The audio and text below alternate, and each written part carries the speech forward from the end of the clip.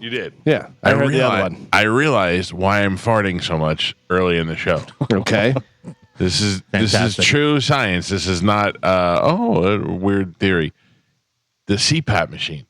Putting air in your body. Putting air in my body. Yeah. Because it's just air farts that I are was coming going to say, out. maybe you got it plugged in the wrong spot. you might be doing it wrong. How far is it going in you? You got it in the right end? If there was a CPAP machine that you stick in your butt and you don't feel it, but you just stick it in there, and then would it be easier to sleep with? Would you do it? I wonder. I'm like, oh. I would. I'm happy. Good luck rolling over. I'm happy. Oh, pap up your mic. I'm happy wearing the mask. It doesn't bother me. I could sleep with it. I sleep fine, but it does make my butthole eyes more buttholey. Oh yeah, it pushes them up at night, so I wake up and I'm all like swollen face, and plus I got the farts for the first hour of the show, but also I got the farts and I got unsure belly right now, so every fart is like, what's happening? You and your dogs. Oh. Yeah. Oh, man. So Amanda goes, Mabel had diarrhea again. I go, I know, it's because the food. You switched from kibble, like dry food, to the farmer's dog or whatever, which is the made food, which isn't, it's not like it's bad food. It's not that. It's just, anytime you're changing something, your stomach is a little different. You got to slow roll it out. Yeah. Well, I said to Amanda yesterday, I go, well, when you gave her the new food, did you just give it the food, or did you just slow roll it and mix it in? She got all mad. She goes, yes, I just put it in there. Okay, I wanted to have the good food. I was like, okay, was not yelling at you. I'm not mad. I don't clean up the diarrhea. Let me be honest with you. Sorry, Joe. That's all right. You and Amanda are fine. Joe's the one who's got to clean it up. All right. Joe's excited about it. Yes, actually, I am. Joe likes a task. Joe is definitely, you give Joe a task, he enjoys attacking the task. Taskmaster. I told you a couple days ago when he came down the hallway after the incident, he looked like he just left a room full of murdered babies. Yeah. He looked like an ER doctor? Yeah, like he'd just seen a ghost. I said, Joe, what is wrong? There was trauma. Joe has more enthusiasm to clean something than I do. Joe will walk in and he'll put his hands up in the air and shake his head, and I'll go, what? He goes, Michael, we got a problem. And I'll be like, all right, just leave it. My wife will take care of it. He goes, no, I'll get in there. I'll do it, And that makes me happy. You are the second hardest worker that I know outside of your real job. All right. Well, thank you, Michael. I appreciate that. Tom is by far the hardest worker I've ever met in my life. Oh, yeah. So let me just tell you what Tom did yesterday. I have an area in my yard, like between my house and my neighbor's house. Never go over there. Like, why would I? Why would I walk in that side spot between the two buildings? You know what I mean? Like, I just don't do it. Right. They have a fence over there. I'm aware of the area, Mike. Yeah, it's basically just a walkway to my backyard. So yesterday I saw this beautiful flower bush that we have is on the side of my house. I never noticed it before. And then I noticed it was growing so long that it probably was encroaching on their yard. So I walked through the bushes to go take a look at it, and the entire tree is on their yard. The storm, it blew over in the storm to where it's the entire trunk of the tree bent over this way, and it's all pretty much on their property. So I texted them and I said, hey, I'm sorry. I didn't know this was even happening. And they're like, we don't care. And I go, well, I'm going to have Tom come out and take care of it. So Tom comes over last night. And when he gets here, I have, how you have those big giant cases of 24 packs of water, Zephyr Hills water. Mm-hmm. I have them delivered to my house every couple of weeks. I get like 12 of them or whatever. And they just pile them up at my door. And then I tell Joey to bring them in and put them in the thing. So Tom comes over yesterday at 6 o'clock at night. Must have been out trimming trees and doing city work and all that stuff all day because he's doing a lot for the hurricane people. Sure. And he comes to my house and he goes, hey, boss, I want to move this water. And I go, no. I go, it's Joey's job. He'll move the water. And he's like, okay, I need you to trim the tree. And Tom comes back and he goes, the tree blew over into the neighbor's yard. It's bent over that way. I could trim it, but it's still in their yard. He goes, I have to cut it down. I basically have to cut the tree down and leave a stump, but it'll grow back up next year. I go, okay, cut it down. Do what you ever do. Cuts a tree down, trims all my branches and all the stuff from the hurricane that's done, cleans it all up, has it done in an hour. and then comes back in my house and was like, "Okay, boss." Now is his 17 kids waiting at home? No to kid. eat? Yeah, probably. Yeah. So They're waiting in the car. When you're working your full job, come over here and get my tree before you feed your kids. No, I didn't say that. I didn't. I said, "Look, can you come sometime?" He said, "I'll be there today." Hey, the kids and family can wait. Yeah. I mean, how late do they have to wait? That's why you got the names all tattooed on you. You can remember them forever. Right. When they starve to death. And then he comes in the house and he's like, "All done, boss." I go, "All done, everything?" And he's like, "Yep, got it all done." And I moved the water in. And he took the water. Of course. I go, "Yeah, I told you you didn't have to take the water." I was there. Listen, there's nothing about me that makes me look at 12 packs of 24 packets of Hills and make me like, I'll just bring them in the house at all. Yeah. Yeah. I wish you would have let us know that Tom was coming over, because I'm not sure if you're aware or not. Your tree right out front there by the porch is growing. It grew so fast. The one that you hit on the way in? Yes. Yeah, he should have trimmed that yesterday. Oh, I don't know whether that was the main reason he came over. Yeah, because I walked out and I walk by this every day. This is 8 feet further, and it could have been hurricane pushed it a little bit or whatever. This time of the year, fast, it grows super fast. And what you're supposed to do is trim it down to, 0 down to, and then let it grow back over the year. But my wife freaks out because it's a pretty plant. So when he cuts it down, she's like, "Where's my bushes?" And all that. So Tom knows to cut it down so you can see it, but it doesn't impede your walking. Oh, it's such a mess. Today we are having a fundraiser, radiothon, whatever name you want to give it, on this radio station and our sister stations, Magic and Eagle, and the other ones in the building. What are the other ones? Magic Eagle, Dove, Vibe, and then 97X. 97X. Is Carmen, tell him. Don't say anything bad. Wait, what? Oh, yeah. Don't say anything bad about 97X. Yeah, they're a station. What? Carmen got yelled at. You got yelled at by who? John Brennan. Oh. They're a station like Josh Melton is a radio guy. Yeah, I said that they weren't a radio station, they were an internet station. Right. And then they said, "You are not allowed to say that." Yeah. And they got very mad. And then I have never said anything about 97X again. Why didn't you say, "Oh, my bad. I'm sorry. What frequency is it on?" Yeah, You got to shove it back in their face every once in a while. I did, but again, it came back with, "Listen, just do that, let it and go. we'll help you out." Let it go. Yeah, well, let it die. Yeah, it was. Let it die with Keith. Is it HD2? But it was more so of endorsements and stuff. They were like, "Listen, we're gonna help you, so just stop saying bad stuff." No one listens to it. I said I didn't even say anything bad. I literally just explained what it was. 97X has next big thing every year, and they'll rely on us to promote it. That's it. All right. The weight of your success is on my shoulders. Thank you very much. I'm out of this conversation. And it's so funny is that they'll run all the promos on this station to promote it, and then when I'm like, "Hey, I need tickets," they're like, "Oh, it's a lot of things going on right now." Do you want to volunteer? Yeah, can you carry some chairs? Yeah, sure. I will tell you the one thing that I went to, but it wasn't next big thing. I think it was their backyard barbecue. Yeah. And the Virgin Marys were playing, and I really like them, and I'm surprised they're not a bigger band than they are. But Dan actually was like, "Hey, dude, I know you're a fan. You want to go on stage with them?" And I'm like, "What do you mean?" And he goes, "You can stand side stage and watch it." And I was like, "Yeah, absolutely. That's great."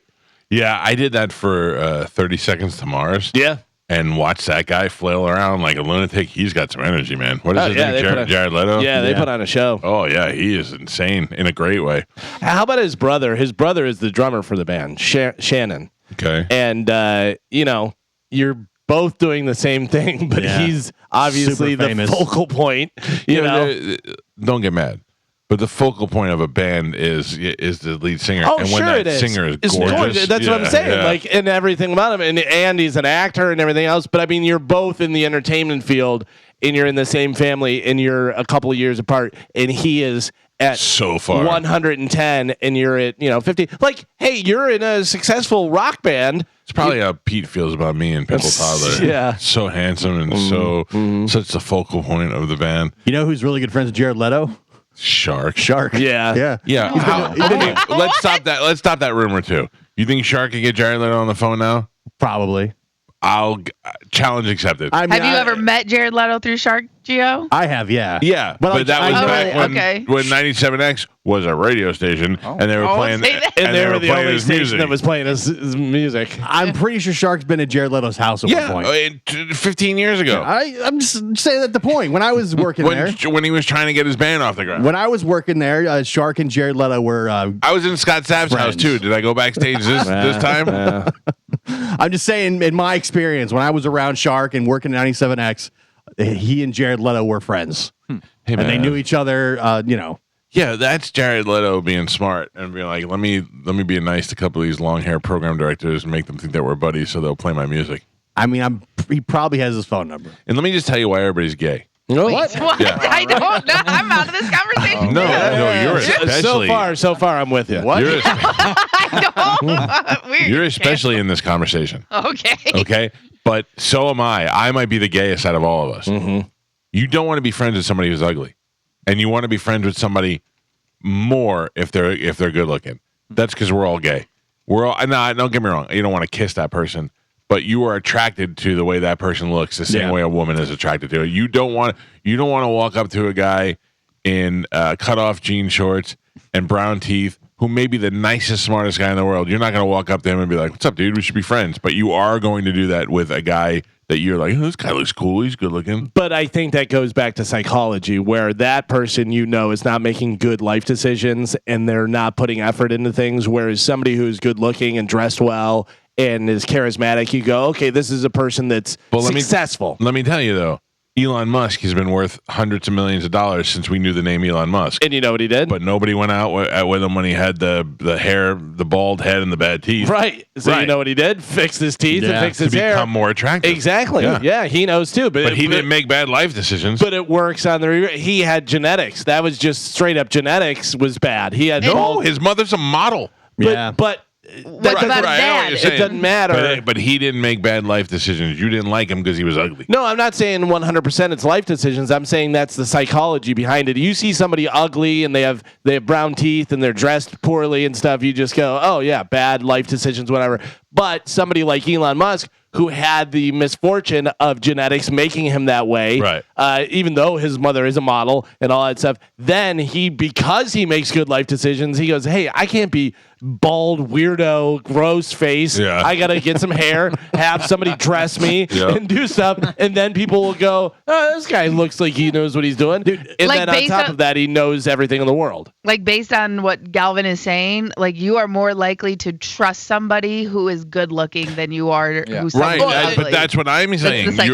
You're gay for them, is what I'm saying. You're attracted to them. It's just like taller people get hired more often. You know what I mean? Like if it's between me and Joe, you're probably hiring me. One, because I'm actually successful. But it's that whole thing. And you just you assume like different things. You assume different roles. We assume that every cat is a girl. Yes. And every dog is a boy. That's 100% true. We assume whenever you say you're a nurse that you're a woman. Yeah. There's plenty of male nurses. Right. But why aren't you just a doctor? Yeah. You know what I mean? Like, look at you ever see the interview of Jeff Bezos when he first started Amazon? Yeah. He looks like a giant nerd. He's still a giant nerd. He's a giant nerd worth $1 billion. Yeah, now he's ripped. He's got a hot, supermodel girlfriend. Excuse me, he's a giant nerd worth a lot of $1 billion. Yeah. So I don't know. I was thinking about that. If you go to a bar and you roll up to the bar and there's a bunch of dudes in faded Jameis Winston jerseys, and then there's a couple of guys over left that are wearing red Buccaneer polos, and they're up at the bar, and you're just like, these guys are the better group of guys. The interesting thing about that is, so when I used to teach the bartending class, and I told people, I go, you can never judge people by what they're wearing, because there would be times where people would come in, the guy's wearing a Rolex, he's wearing a nice like embroidered shirt, this, that, whatever, and he'd have a tab of $250 and tip you $3, and then the guy who was wearing the fishing boots with the hook in his hat would get a Budweiser and throw you a 20. Yeah. And it was like, I don't know. Florida, there's so many rich Florida dudes that look like Florida dudes right. that are just rich. That own a construction company or one of those things for but sure. They're dressed like Jimmy Buffett. Yeah, yeah, there's a lot of that too, yeah. Did I tell you about the guy I met this weekend? I might have told you off the air, but I don't remember. I'm online at Wells' charity thing. I was at the end. They did this thing where he was signing the bottles. Everybody waited online to get the bottle signed. I'm online, and this guy is talking to me from behind, and he's like, "Hey, didn't you go by Cowhead?" And I was like, "Yeah." And I could just tell he was fishing for information, but he was not being a dick about it, but I just didn't know him, and he's like, yeah, I used to listen back then and blah, blah, blah. And we're talking and then we start making conversation and he said, well, I just sold my company after, whatever years. And I go, oh, what company did you have? And he's like, Handyman Roofing. And I looked at him and I go, I used to work for you. And he's like, because I worked, Handyman Roofing also had Weathermakers air conditioning. I'm sorry. Yeah. Weathermakers air conditioning. And my first job when I moved to Florida after Denny's was a telemarketer for Weathermakers air conditioning. And they had a satellite office in Newport Richey that I used to work at every day. And he goes, did you work in the building by the Dunkin' Donuts? I go, I did. It was the greatest thing. I could walk on breaks to go get Dunkin' Donuts. And we started talking about it. Just how weird is that? And here's this guy. He just sold his company probably for millions and millions of dollars. And I was the guy who made $5 an hour making phone calls for him. Look at us now. But I look at him, I go, I was good. Telemarketer. I was shady and not shady, but like a lot. Newport Richey had a lot of old people.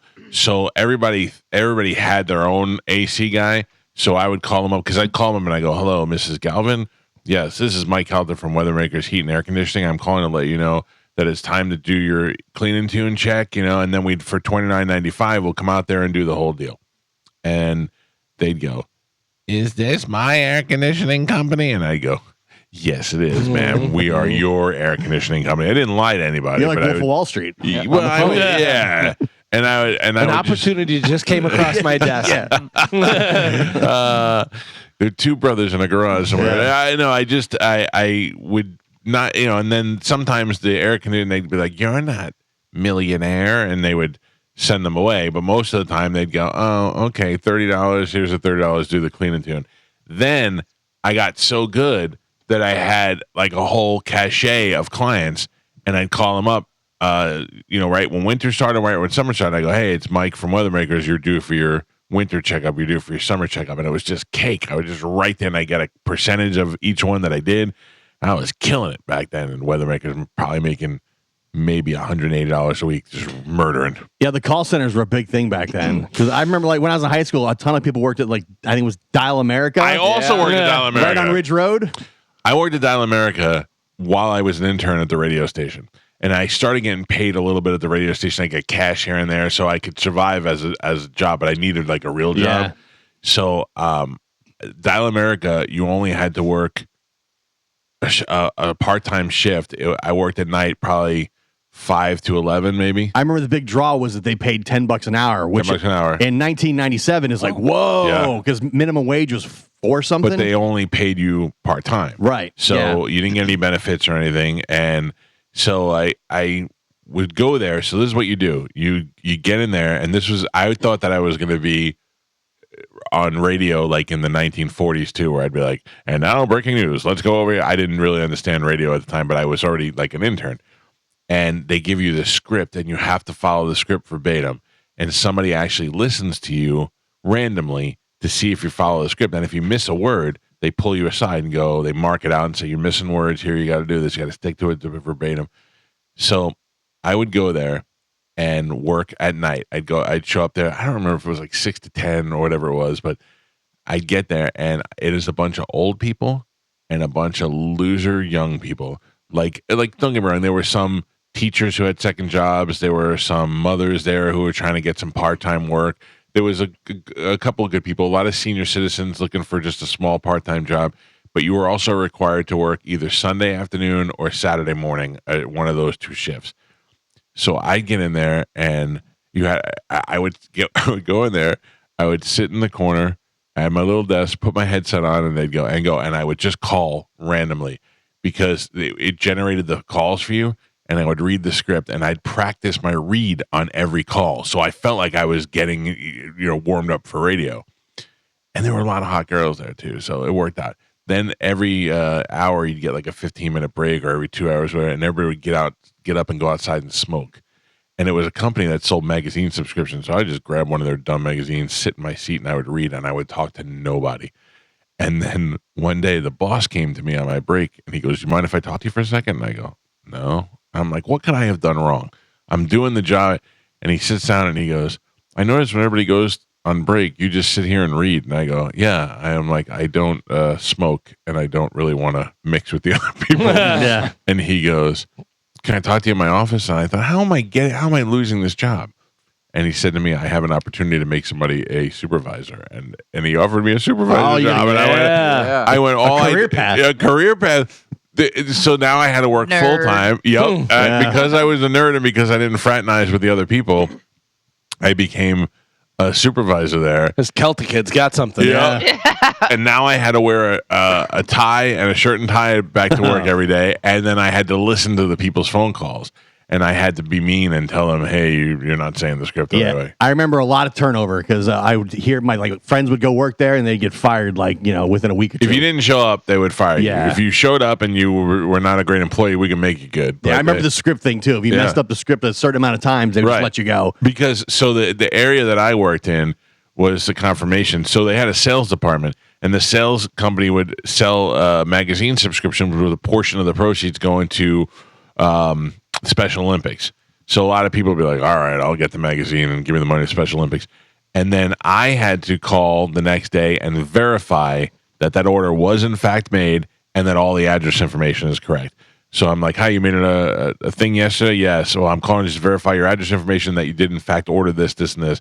So in a way, it was kind of good. They would just double check because the salespeople could just be like, "Yep, sold 500 subscriptions today," and there was no way of telling. So I was a supervisor there. And it was good for me in a lot of different areas, including sexually. Oh. I think I was more sexually active at Dial America than I was my first couple of years in radio. Oh, wow. Yeah, it was because they were all like either hot MILFs Just teachers stuck there. or a bunch of young girls trying to get a job somewhere. So it worked out great for me. I love my time Imagine there. if you'd stayed, just rode out up right at the corporate ladder. So when I quit, I made a decision to quit. They were like, Steve, the guy who hired me, nice guy. They're like, "He's a supervisor like above you. You can probably get his job." And I go, "What could he make?" And they were like $50,000 a year. And I went, "Yeah, I'm out. I'm totally out." I mean, which is like $1 million to me at the time. But I'm like, if you think I'm going to be a grown man, and I don't know. At the time, I had visions that I was making millions of dollars. So the idea that you were going to get 50,000 was just ridiculous. Steve's got his own office. Oh. Steve had his own office. He's in charge. But he didn't have the desire to have 13 refrigerators one day. Steve is a one refrigerator, maybe even a mini fridge kind of guy. And this is a guy who was like, "I need to have a plethora of refrigerators." He has a lease on a 4-year-old Sebring. Yeah. He's not having tree men bring his water in for him. No, definitely not. There was another guy, Mike, that I worked for. I worked under when they gave me the promotion. And boy, did I uncover some stuff about him. Oh, wow. He used to be like, "My wife this, my wife that, my wife this." And then one day I heard him on the phone, and he called his wife's grandparents. They were supposed to meet them for dinner. And I heard him, and he was like, "Hey, this is Michael, Sarah's fiance. Yeah, we're going to meet you at the restaurant at 8:00. And I looked at him, and I go, "Fiance?" He goes, my wife. I go, "Why would you say fiance?" And he's like, No, we're married. And then one day, when he knew me better, he was like, "Listen, I lied and I told him I was married because it made me seem more stable." So I went, "All right, buddy, but now I know that secret. Yeah, so you might want to leave me alone." Yeah, it was. I look back at the building blocks to this great show that we have. I saw something yesterday in writing that I saw for the first time, and it made me very proud. I will read it to you if you don't mind. All right. It should make you proud as well. Gio, you probably saw it already. It is so today on the show, by his request, Senator Rick Scott is going to be joining us on the program. Nice. Yeah, Senator Rick Scott is joining us to talk about the hurricane and the hurricane relief efforts that are happening here in the Tampa Bay area and beyond, because people are still over 160 people dead, over 100 people still missing in this storm. And the reason we're doing the Radiothon today is to try and raise money for Metropolitan Ministries, who, as you know, as an organization, has been here to help the people of the Tampa Bay area, whether they're homeless people, whether families are falling on hard times. And now it's trying to find homes in hotels or other places for displaced people, to get them food, to get them places to shower, to get them in a spot so they can get their lives back on track. And, they're desperately in need of money like everybody else that is involved in this. And they do the best, absolute best charity work in this area. We've partnered with them every year for the food drive, and this was an opportunity for us to come together and do something big. And Governor Rick Scott's people wanted to call and talk about what's being done to help people out. So, Senator. What did I say? Governor? Governor, yeah. Former governor. No doubt am going to say governor. Yeah. I could not shake it yesterday. Yeah. So anyway, Jason, the big boss, the one that I answer to, Carmen, not the one that you answer to. He wrote back to them and let them know that he would be on this show. And he wrote, the Mike Calta Show is the market leading radio personality in the entire area. And it's the ready for this? Mm-hmm. It is the longest running #1 radio show in Tampa radio history. Yeah. I mean, that's amazing to see. Like, we've been kind of like thinking about it in our heads. We're like, well, how long were MJ and BJ on? How long was Bubba on before he cheated? How long was the other big shows that are Mason Dixon and all that kind of stuff? And our run here has just been ridiculously long and fantastic. So we're very grateful for that. Yeah. And part of the reason why I think it's so successful is because we're so connected to the listening audience.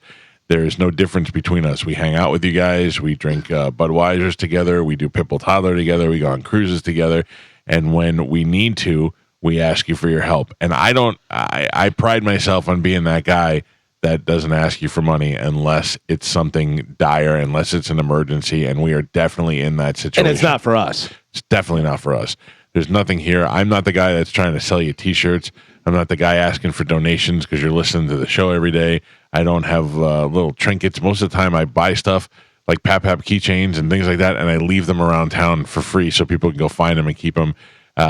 We have a store that has T-shirts and stuff, and I never promote it. I'm not trying to make money off of you, but I do ask you when it's time to do what I'm going to do and step up and make a donation today, or even better than that, bid on or buy one of the items that we have today that are up for auction.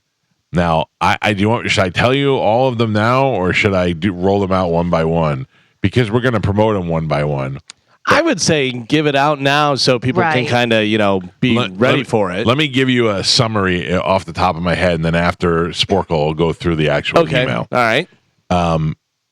There's a little concert coming to town that's lasting for 2 days at Raymond James Stadium.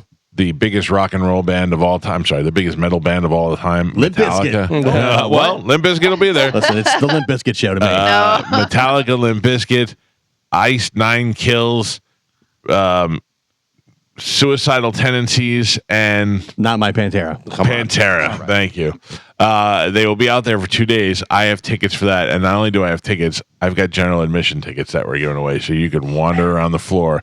You could be as close to James Hetfield's nutsack as you want to be. And there's then a bunch of other stuff too. What do you? Yeah, that goes along with it. Yeah. And then I also have front row tickets and a gold record for Trans-Siberian Orchestra. Nice. I also have. I got something, Galvin, that I said that I would do. I got a Mike Calta mystery package. Okay. I'm gonna tell you, it's things from my archives. Yeah. But I will tell you, there's an autographed Mike Calta Show guitar. Okay. You're getting a guitar. Nice.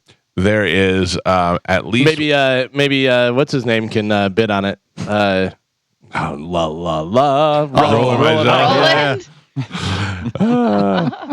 there's going to be at least one autograph Yankees piece in there. There's going to be at least one autograph Buccaneers piece in there. Nice. I might even give you I might even part with my my Rays skateboard. That I got. Wow. That you treasure. That I put artwork on it yesterday. That you treasure / tried to break. I took a Sharpie and I wrote Ray Suck on it. So, look, hey. That's like an one artiste. of a kind. Yeah, one of a kind. It's the only one that you're going to get. Banksy over here. And we have a whole bunch of other stuff that we're going to be auctioning off. We're going to be talking to Senator Rick Scott at 8:45, and we're asking that you go to theboneonline.com or check our social media. We put a link up there, and that link is going to help you to easily make a donation. Now, I know that probably 50% of our listening audience was somehow affected by the hurricane, and a lot of you were able to bounce back and have your trees cleared off your front lawn, and a couple of branches taken down, and you're back to normal right now. There's a couple of you that are out there, still having to get new drywall and do all that stuff, but everybody's got $5. Everybody's got $10. The more fortunate people have $20, $100. Any donation you make with a large listening audience this size, a small donation of $5 times 2 million people is $10 million. So did I do that math right? What? Say it again. $5 times 2 million people. Yeah. Would be 5 times 2 is 10 million. Yeah, I don't know why I second guess myself. But seriously, we can use this mighty audience and make a huge difference. And Metropolitan Ministries promises to keep the money in the Tampa Bay area. So it's not like we're helping out a charity that's like, this is great, now we're going to send it to Nashville and we're going to send it to Georgia and all the areas affected. All of this money stays right here in the Tampa Bay area, and it's housing people, it's buying food for people, it's helping people, and there's 100 people that died. That means those families were affected. There's hundreds missing. Those people are stressed out every day trying to find out if their loved one is alive or not. And you see all these people posting pictures of the, friends and family and just neighbors and whoever coming over and helping them clean up. And let me just tell you, you see all the different furniture and stuff out by the curb because it was ruined by I talked to Ian yesterday. Yeah, whose Dignitary Cafe was flooded so much that they found fish inside of it. Mm-hmm. And I said, he answers the phone. And he goes, "Hey," I go, "Hey, what are you doing?" He goes, "Just trying to clean up this thing." And I go, "Yeah, still, huh?" And he goes, "Yeah, we got a lot to do." And he goes, "Josh is over here helping it out." And I go, "Josh?" And he goes, "Yeah, you're a lead singer from Pitbull Tyler." I go, "Josh is over there." Hell, he goes, "He's been a monster. He's killing." I went, "Oh, I'm so glad you didn't ask me to come. There's no way I was coming over there." Yeah. I heard Mo went over there to try and help. What? And he literally said, he was like, "Yeah, he said, I went to go help. I helped a little, but I have to tell you, this work is for real men." Yeah. It is bad. Yeah. Because I told Chad, I was like, we should definitely go help this and that. And Chad was like, what are we going to do? I was like, I don't know. I'm sure we could like throw something away or do that. And then I heard Mo say that. He's like, yeah, no, he needs real men. Yeah. I was like, never mind. I guess, I don't know. I think that it's a benefit to me that people know that I don't want to help. Yeah. Like nobody is putting me in a position to ask me to help them move. You can send your proxy, Tom. Yeah. But that is my thing. If people are like, "Can you help me do this?" I'll be like, "No," but I'll ask Tom and his crew if they can come over there. I'd rather pay them to do it than they'll actually get it done. Right. As they'll do it right. You going over there and you go, "Oh, what do I got? I got to pick this up." Exactly. So guys like Ian were affected with their small businesses. Small businesses were devastated, and including a lot of our friends like the Daiquiri Shack in Madeira Beach got hit pretty hard. Woody's out there got destroyed. Frenchie's got hurt. But those are bigger businesses. A lot of smaller businesses that really took a great hit too. So, and a lot of these people need help, and we're here to try and do our part as a community leader to help them out. So that's what we're going to be doing all day today. But we are going to have a great show, and we are going to have some guests in between. So let's move on and let's get that going. We'll take a quick break. We got Sporcle when we come back. It's the Mike Calta Show. This is 102.5 The Bone. I was just talking to our engineer, Mike, and we're definitely having, I think the computer problems we're having are related to our internets. So here or there? Because I know there's here. Okay. He said because we keep dropping, that's usually an internet thing. So I have to call the great Duke Gonzalez and figure out if we can get somebody out here to take a look at it. Anyway, welcome back to the program. 727. Well, no, I don't even know the phone numbers. 800-771-1025. All right, Carmen. Hello. Look. Hello. Oh, I didn't touch nothing. Yeah. That was your fault. Yep. It wasn't my fault. It was up. I was talking. Atmospheric pressure. Yeah, I don't know. Carmen, what do we have to give away today? Okay, so we have a bunch of stuff to give away. No, that's not the right price thing. Sorry. Okay, we have tickets for TSO, Steve Martin and Martin Short, Yeah. Sticks and Loverboy, Uh-huh. Jeff Arcuri. Jeff Arcuri, yeah. Very funny comedian. The Mike Calta tailgate. Yep, very funny radio guy. And the Friday backyard country tailgate. That is happening this Friday with Wendell the Cowboy. No. Don't forget. That is it Wendell the Cowboy? Somebody the Cowboy. No. It makes me laugh every time. Troy? The Cowboy Troy? No. No, that's different. That's Big and Rich's guy. Yeah. Lynn. And then the tailgate, though, that's not until the next when is the next tailgate? The tailgate. Mike Calta. The Mike Calta tailgate is the 21st, I believe. Okay, October 21st, the next home game. The Buccaneers play in Atlanta on Thursday night. And then we're off for the weekend, obviously. And then I think we're away the following week, so we're not back here till the 21st. There's a UFC this weekend. UFC 307. I did not know that. Yeah. That's good to know. It's going to be a good one. I have my new weekend plans are to try and get my wife to go to the casino with me every week. Oh, yeah? Yeah. All right. There you go. I like Thank you it. very much. Yeah. Thank you. Sooner or later, you're going to be going over there with me on Tuesday. Yeah, well, that's right fine. after the show. Here's the thing: if I leave the house with a amount of cash and I leave my debit card at home, I could go with you. Yeah. If I go with her, I don't care how much I lose because she was there. It's her fault. Right, You know what I mean? She's involved. I love that. I'm sorry, you love the who? My wife.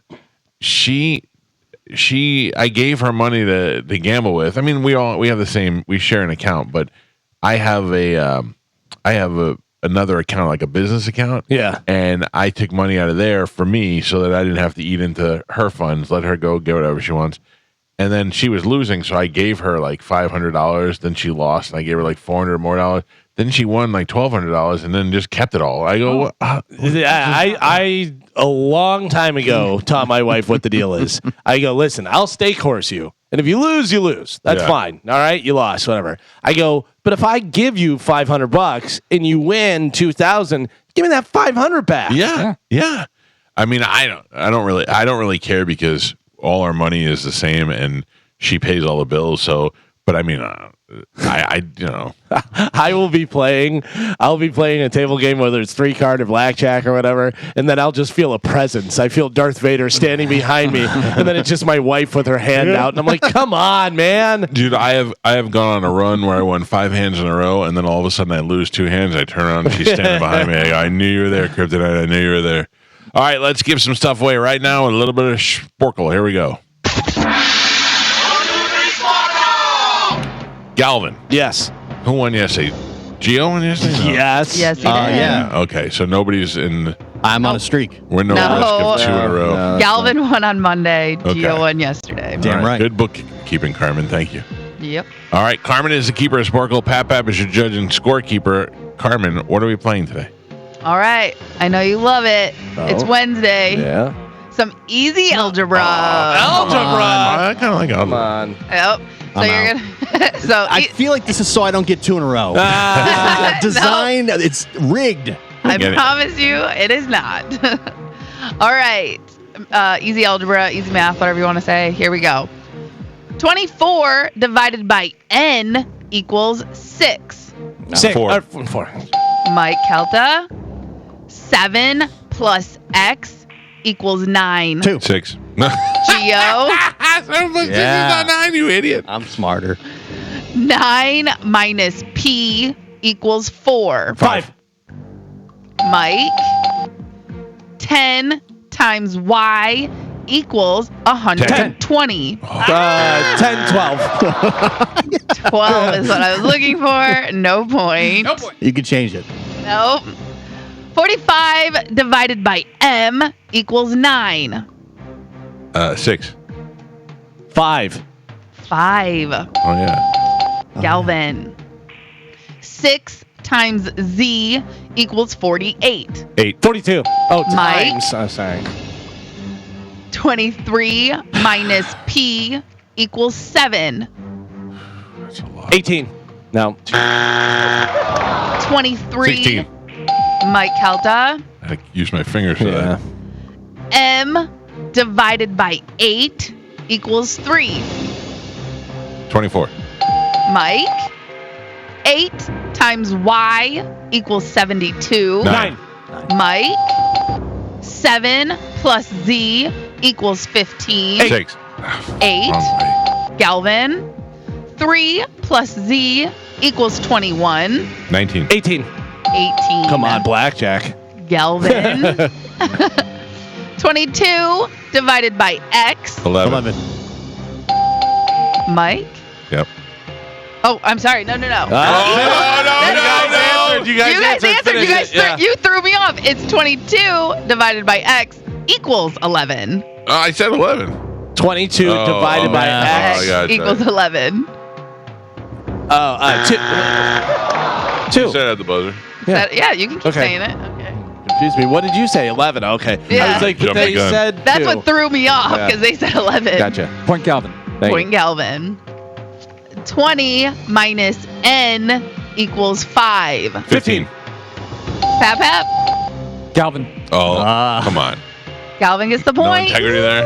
I heard me. I don't Okay. know. I'm answering. You And get to make them up. And Pap, we are halfway there. Gio has a single solitary point. Galvin with 5 points. And Michael is your leader right now. He's winning with 6. Should be 7. What? M. All right, we are doing easy algebra. Your next one. 2 times Z equals 24. 12. Mike. 17 minus X equals 7. 10. Mike. N plus 13 equals 24. 12. 8. No. Yes. What was it Said a again? Number. N plus 13 equals 24. 11. Galvin. 22 minus X equals 13. 8. Nope. 9. Geo. 9. 9. 9. N divided by 5 equals 4. 20. Mike Calta. Z minus 4 equals 7. 11. Jesus. Galvin. 36 divided by P equals 12. 3. Galvin. Y times 8 equals 32. 4. Galvin. Y plus 5 equals 22. 17. Galvin. Hey, slow down. 7 times R equals 14. 2. Mike. 27 divided by P equals 3. 9. 9. Damn it. Mike Calta and Pap. We are on the last 3. Gio has 2 points. Galvin has 10, and Michael is your leader only by 1. He's winning with 11. Oh, man. All right. Easy algebra. Last 3. Here we go. Y divided by 5 equals 5. 25. Geo. Could be a little bit enthusiastic. 1 plus Y equals 5. 4. Mike Calta. I said the wrong way. And the last one. Am I out? Yeah. No, we're not tied. It's not tied. Joe says yes. Literally has the answers, has the numbers in front of me. He still said yes. I just want you to be out. Jesus. All right, last one. Everyone's still in. 5 minus R equals 2. 3. 3. Mike Calta. Boom. Your final score, Gio with 3 points, Galvin with 10, and Michael is your triumphant champion today. He won with 13. Why, thank you. Thank you very much. It's a conspiracy Against whom? What is? against me. Wow. You got 3. So everything is about you? Every time I win, the next day is math, Oh. That's not Is true. that true? which is a weakness of mine. That is not true. Seems like a lot of stuff's a weakness of Listen. yours. I'm going to do the research. I'm going to prove my point. Yeah. All right. I'm going to dig through the archives. I was going to say, you Yeah. go listen to Go for hours it. and hours and years of audio and let us know how that works out. I'll get back to you. Yeah. Galvin? Yes. What do we have? Oh, I can't pick a line, Carmen. You have to do that for me. You could just do it during the break. I gotcha. What do we have coming up in news? Coming up in news today, death comes in 9s. That explains all the fish. And Mike, you're going to learn the poop rule. Oh, man. I need to learn some poop rules. No, it's not rules about pooping. Oh, it's the poop rule. Poop rule. All right, good. Galvin Asher News. We'll take a break. When we come back, we're going to kick off the Radiothon this morning, raising money to help the folks here at Metropolitan Ministries take care of the folks in the Tampa Bay area who were hurt by the Hurricane Helene. And one of the items we have up for bid has to do with Metallica. I'll tell you about that next on 102.5 The Bone. And I have our first item, Galvin. Okay. What you're going to do is you're going to get on the phone lines and you're going to call the radio station. And I believe the great Gorilla Monsoon Oliveira will be manning the phones along with whoever else is in the studio at the time. And we'll be taking your bids. I'm going to tell you right now, bid wisely because it's going to go up quick. Our first item up for bid, 2 general admission floor tickets, June 6th and June 8th, including parking, a cooler full of Bud Light, a $100 gift certificate for concert swag to see the biggest metal band of all time, Metallica, along with Limp Bizkit, Ice Nine Kills, Suicidal Tendencies, and Pantera at Raymond James Stadium. 2 nights of concerts. The bidding starts here. I don't make these bids, so I would have started this higher. The bidding here starts at, what do you think? I mean, General admission? all of that together. General admission. GA floor. You can wander the whole floor wherever you want to go. And the parking and all that stuff for And the parking. 2 tickets and everything. I mean, if you're asking me, I'm starting that around $2,000. Yeah, it's at $500 right now. Jeez. All right. I will start it at $700. I will make the first bid. I don't have Metallica tickets. Okay. So I will make the first bid. If you want to bid on these at $700 or more, 800-771-1025, right? Those are the only numbers that work. 800-771-1025. Be patient because we got people in there working the phones. If you're a Metallica fan, you want to go and you want to get general admission tickets, you want to be on the floor, you want to get a cooler full of Bud Light, you want to get parking passes, and this is for 2 days, June 6th and June 8th, and a $100 gift card for swag. You can do that right now by calling the request lines and talking to them and putting a bid in. I'm starting it at $700 because I don't have Metallica tickets. I would like to go. I would steal this in a heartbeat if it goes for $700. If somebody wants to outbid me, feel free to do so. 100% of the money that we collect today is going to Metropolitan Ministries to help these folks that were devastated by the hurricane. So all of your money coming in will be helpful, and I will happily take these Metallica tickets off your hands. Yeah, right? Yeah. In the meantime, while that's happening, I'll check in with Oliveira in about 15 minutes. We'll see if anybody outbid me. If not, I'm keeping my tickets and we'll move on to the next item. Right now, it is time to check in with Galvin. He has today's news. And now, news with Galvin on the Mike Calta Show. We'll accept PayPal, Galvin. Okay. PayPal, Venmo, whatever you want to do. Gotcha. And people can use their credit cards and whatever they want to do. Very nice. All right, what do we have in news today, Galvin? Today's news is brought to you by Pelt Shoes. If you're looking for some new shoes, well, Pelt's is the place you want to get into. If you haven't been in there lately, you're going to be amazed at how much stuff they have in the store ready to go, ready for you to pay for, and just walk right out with. You don't have to wait around for shipping or anything like that. They have 6 locations throughout Pinellas, Sarasota, and Fort Myers. You can stop into a Pelt's today, get whatever brand you're looking for. Make sure you tell them Galvin from the Mike Calta Show sent you. So this is an interesting fact. So Hurricane Helene, we're doing the Radiothon. We're talking about it, all the different stuff. And its accompanying storms dumped a whopping... I saw this, and I thought it was one of those things you said of exaggeration. A whopping 40 trillion gallons of rain on the U.S. over the past week, which is the equivalent to, did you see this part? Our national debt? No. 40 trillion gallons of rain, which is the equivalent to the entire Lake Tahoe being dumped on the U.S. Jeez. Isn't that wild? That's insane. Yeah. Because you never really know. You're like, oh, it's a huge lake, whatever, but like to empty it. But yeah, so 40 trillion gallons of rain. Well, we certainly felt the effects of it. So, yeah. And you see how you have no fight against Mother Nature. No, you're not when stopping that she's at all. mad. Especially water, man. Like you can't. There's nothing you can do.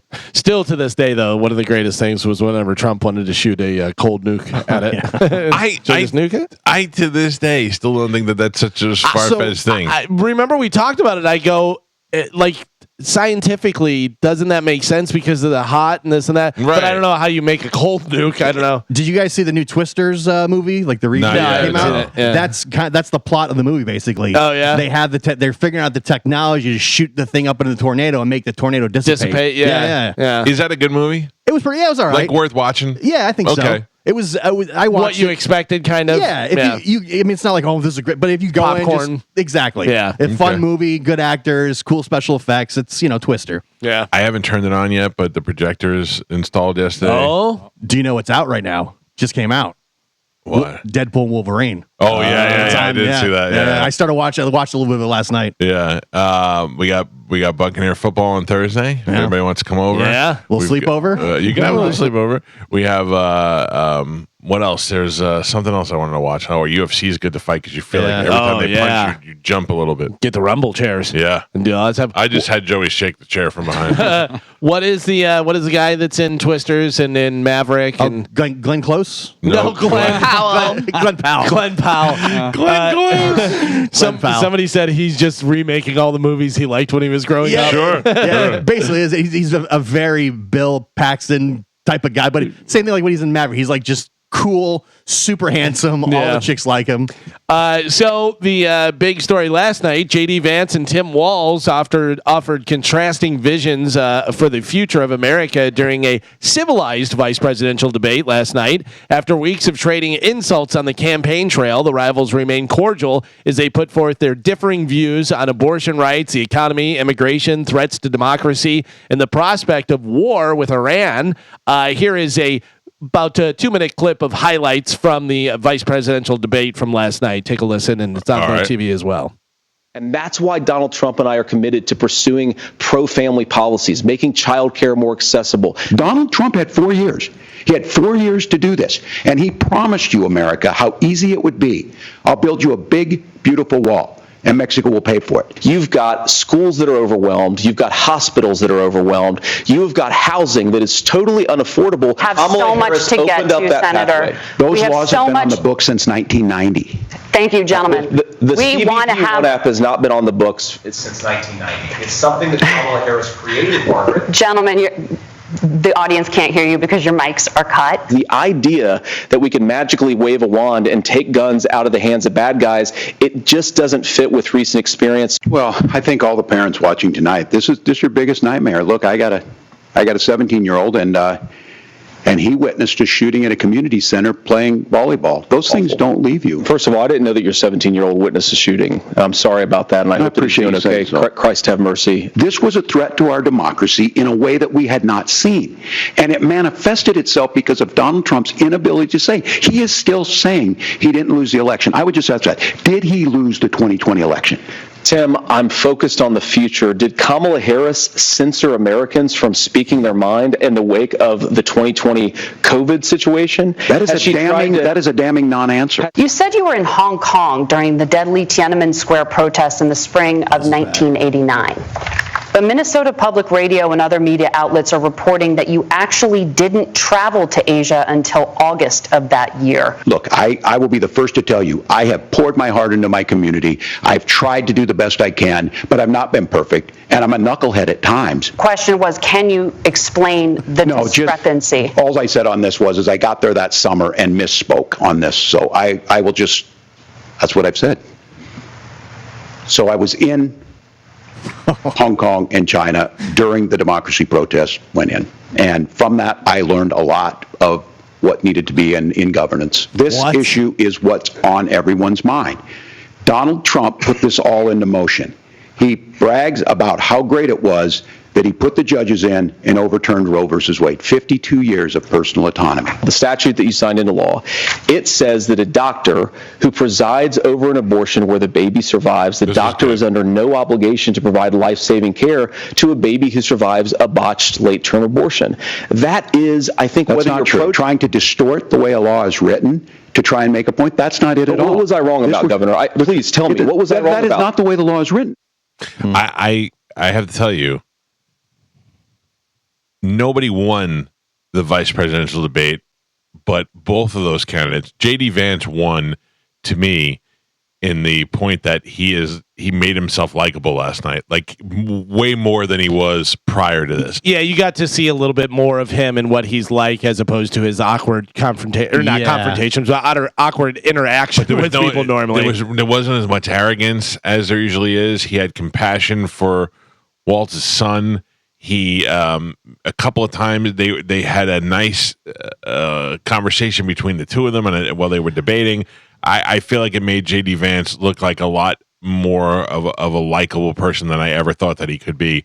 And where I thought that he was a bad choice for Donald Trump, I think that if this was the guy we would have seen from the beginning, it would be better for them. Yeah. And I feel like Walz is the guy that we thought he was before the thing. He's a nice old guy who's done some good things. Let me just tell you, I was trying to tell it to my wife last night, and I always said when I have a pretty good memory. I can't tell you what we did on the show yesterday, but I have a pretty good memory about my radio career and things that we've done and people we've talked to and things along those lines. And I know where I was at the time. But if you ask me the years of what radio stations I worked at when, I worked at FLZ in 92. Then I went to QIK AM. Then, like, I start to get confused on the years. My wife and I both can't remember if our wedding anniversary is the 23rd or the 24th. You know, like, we get confused every year. There's just certain mental blocks that you have. So when the guy who is a politician who is 70-something years old says, I was there in the summer that year, and they go like, you didn't get there until after that. And he's like, you're right, I didn't. You know, part of that is nobody will ever know the difference. And then the other part is, you know, what's the difference between if I say I got there in June or July? I know what he was trying to do, but it wasn't that big of a deal. And you're not looking at a guy and going, he can't be vice president. Well, yeah, but that's the thing is your wedding anniversary isn't as important as military service. And that, you know, to the general public, what I'm saying. Sure. I think he tried to punch it up and everything, you thinking it would be fact checked. Right. And he in the moment. But I was impressed by the fact that he said, I'm just a knucklehead sometimes. I did the wrong thing. Like, he's saying I screwed up without saying I screwed up. Well, that's the best way to cover it. Right. That's definitely the best way to cover it. By the way, can I point out from this debate what I learned is I figured out who J.D. Vance is. Okay. Sans Vance? There's J.D. Vance. Take a look at him. He is whenever, for Halloween, you make a little kid put a beard on. Right? He's gonna be like a business leader. Right. He's gonna be something, whatever. Like, that is what he looks like, a little kid that somebody put like Vaseline and then coffee grounds to make a beard. A burnt cork drew on his face. It's career day at school and you dress up as your favorite. Part his hair over to the side and do that. Bill's a firefighter. Susie's a nurse. I wish that Waltz and Bernie Sanders were my neighbors. I wish Waltz lived on one side and Sanders, whatever.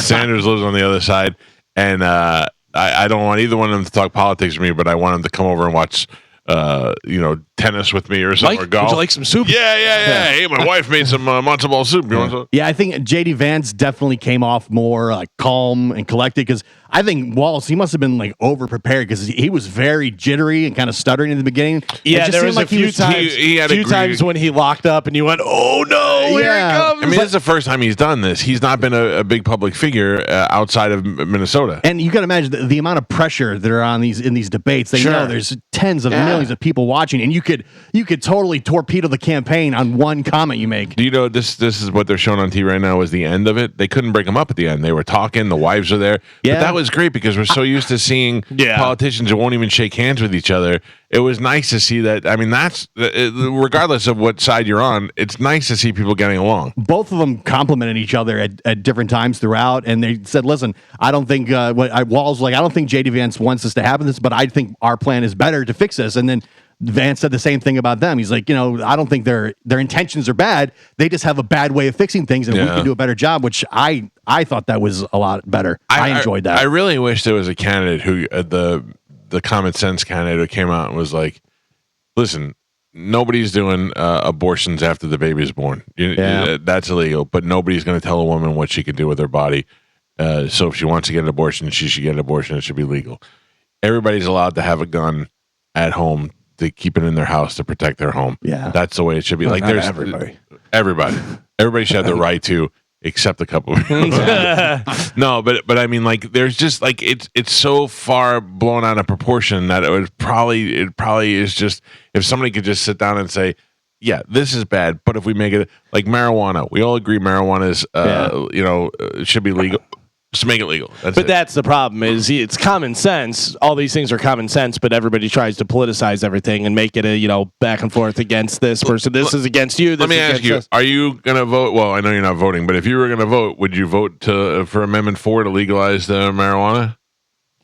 The 3, I think it is. 3? Whatever it is. 3. I don't know. I haven't read enough because we keep hearing that, and then you hear, oh well, no, but then these people are going to have the monopoly. That's exactly on what I'm going to say. So, like I was like, yeah, of course it should be legal. Everybody should be legal. Yeah, right. And then they're like, oh yeah, but no, only big weed is allowed to sell. Like big tobacco, big weed is allowed to sell it, and you can't grow it, and you can't do this. And I'm like, all right, I don't smoke pot, so I don't care. But I feel like I should have a feeling on this. And that's what you should do, is you should look into it more and read about it and find out how it affects you, how it affects people that you know and care about. You know what I mean? Because you don't smoke weed, but does your wife have a prescription? Does this whatever? How is it going to affect her? How's it going to affect people that you know? Right. I hear a lot of the attention. The intention is good, but the bill is written poorly. Is what I keep hearing. Yeah. I don't know. I feel like it's a step towards getting it legal. I feel like even if you make it legal now, like I'm not a pot guy. I've never been, but I know enough people that use it medicinally, whether it be for stress or whether it be from the folks that have cancer that are using it for the nausea reasons and all that. It should be common sense. Those people should be able to get it easily. But is this going to put pressure, like financially put pressure on those people, because if they can only get it from a certain place, they can't just grow it on their own or get it from a dealer or whatever. Yeah, I feel like it's how is that going to? But it's politics. It's designed to benefit the rich people or the people who are the couple of groups that have the license, the John Morgans of the world that have the license and the money to sell it. Right, they're the ones that are greasing the politicians to put this law through. So do we side with them, or do we sit back and go, well, that's how they're good businessmen, and I'm not getting in the weed game. So because the thing now though, if you want weed, you've got it. You know what I mean? Yeah. So what's the big advantage of the government getting involved with it? Because people want to grow their own weed. That's what I mean. I feel like now you can go to any of these Move or any of these places that you see on the streets, right? The buildings that are legal marijuana. But what if there was like an organic farm somewhere and people wanted to buy it from there? Well, they can't because they're not part of the group. I just don't know what. Like on the surface, it's legalized. It's me great, but then what are the restrictions that come with that? Now that the government is now involved, as opposed to now, if you want, is anybody getting busted for weed these days? I don't know. No, I'm not a weed guy either. You can just get it anyways. I think the only way that weed's going to get you busted is if you have a lot of it. And so but I don't even know, Galvin, if I'm allowed to buy weed legally, how much can I buy? What if I want 8 pounds of it? And depending on what you're doing with it, if you're driving around with it and you have, big bales of it and stuff, then they intend to sell what they would get you on. I got to give everybody an update. My Metallica tickets, I've lost them already. You got to re-up then. Well, no. What? Because now it's $1,600. Hello. All right. Let me read what we have up for grabs for this hour. We have 2 general admission floor tickets to Metallica, June 6th and June 8th. Listen, I'm going to be honest with you. My eyes are breaking down right in front of you people. I can't read. I can't see anything. I have glasses, but I need to buy another pair to keep in here. You want me to read it? You need some readers? 2 general admission weekend tickets to June 6th and June 8th of Metallica. It includes parking passes, a cooler full of Bud Light, $100 gift certificate for concert swag.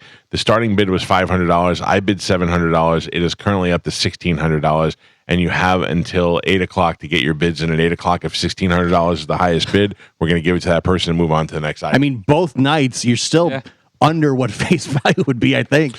Yeah, at that price with all the parking pass and everything. Right. Just to be able to get the general admission passes and be on the floor and walk around and do your thing. That's the hot spot. That's if the winner wants to take me to see Limp Bizkit, I'm not gonna, see what happens. Listen, it's currently at $1,600. There's a lot of people on hold, but there's some lines open. 800-771-1025. Carmen, is Gigi on the line? Yes. On line 6? Correct. Okay. I'm going to welcome Gigi to the show. You're familiar with Gigi? I am not. Gigi Kreischer. Oh, okay. This is Bert's mom. Okay. Gigi, how are you, Pumpkin? I'm great, Michael. I guess it's one of the first times when someone calls me Bert's mom that someone's not bringing me into the principal's office. This is wonderful. Was Bert a bad kid? No, actually, we did not see this whole thing coming. We thought he was great. Well, Bert knew just how far to go. He liked his freedom. He liked his car. He liked the life on the road. Well, he was always on the go, and he didn't want that taken away from him. So yes, he knew not to break any laws. The one thing I see, if I was Bert's parent, that I would love that I don't quite see in my son yet because he's so young, is Bert's excitement for life. You hope that your kid wants to go out there and just live life to the fullest. And Bert, I know that when I first met him, he was always that way, and that's got to be a great feeling as a parent.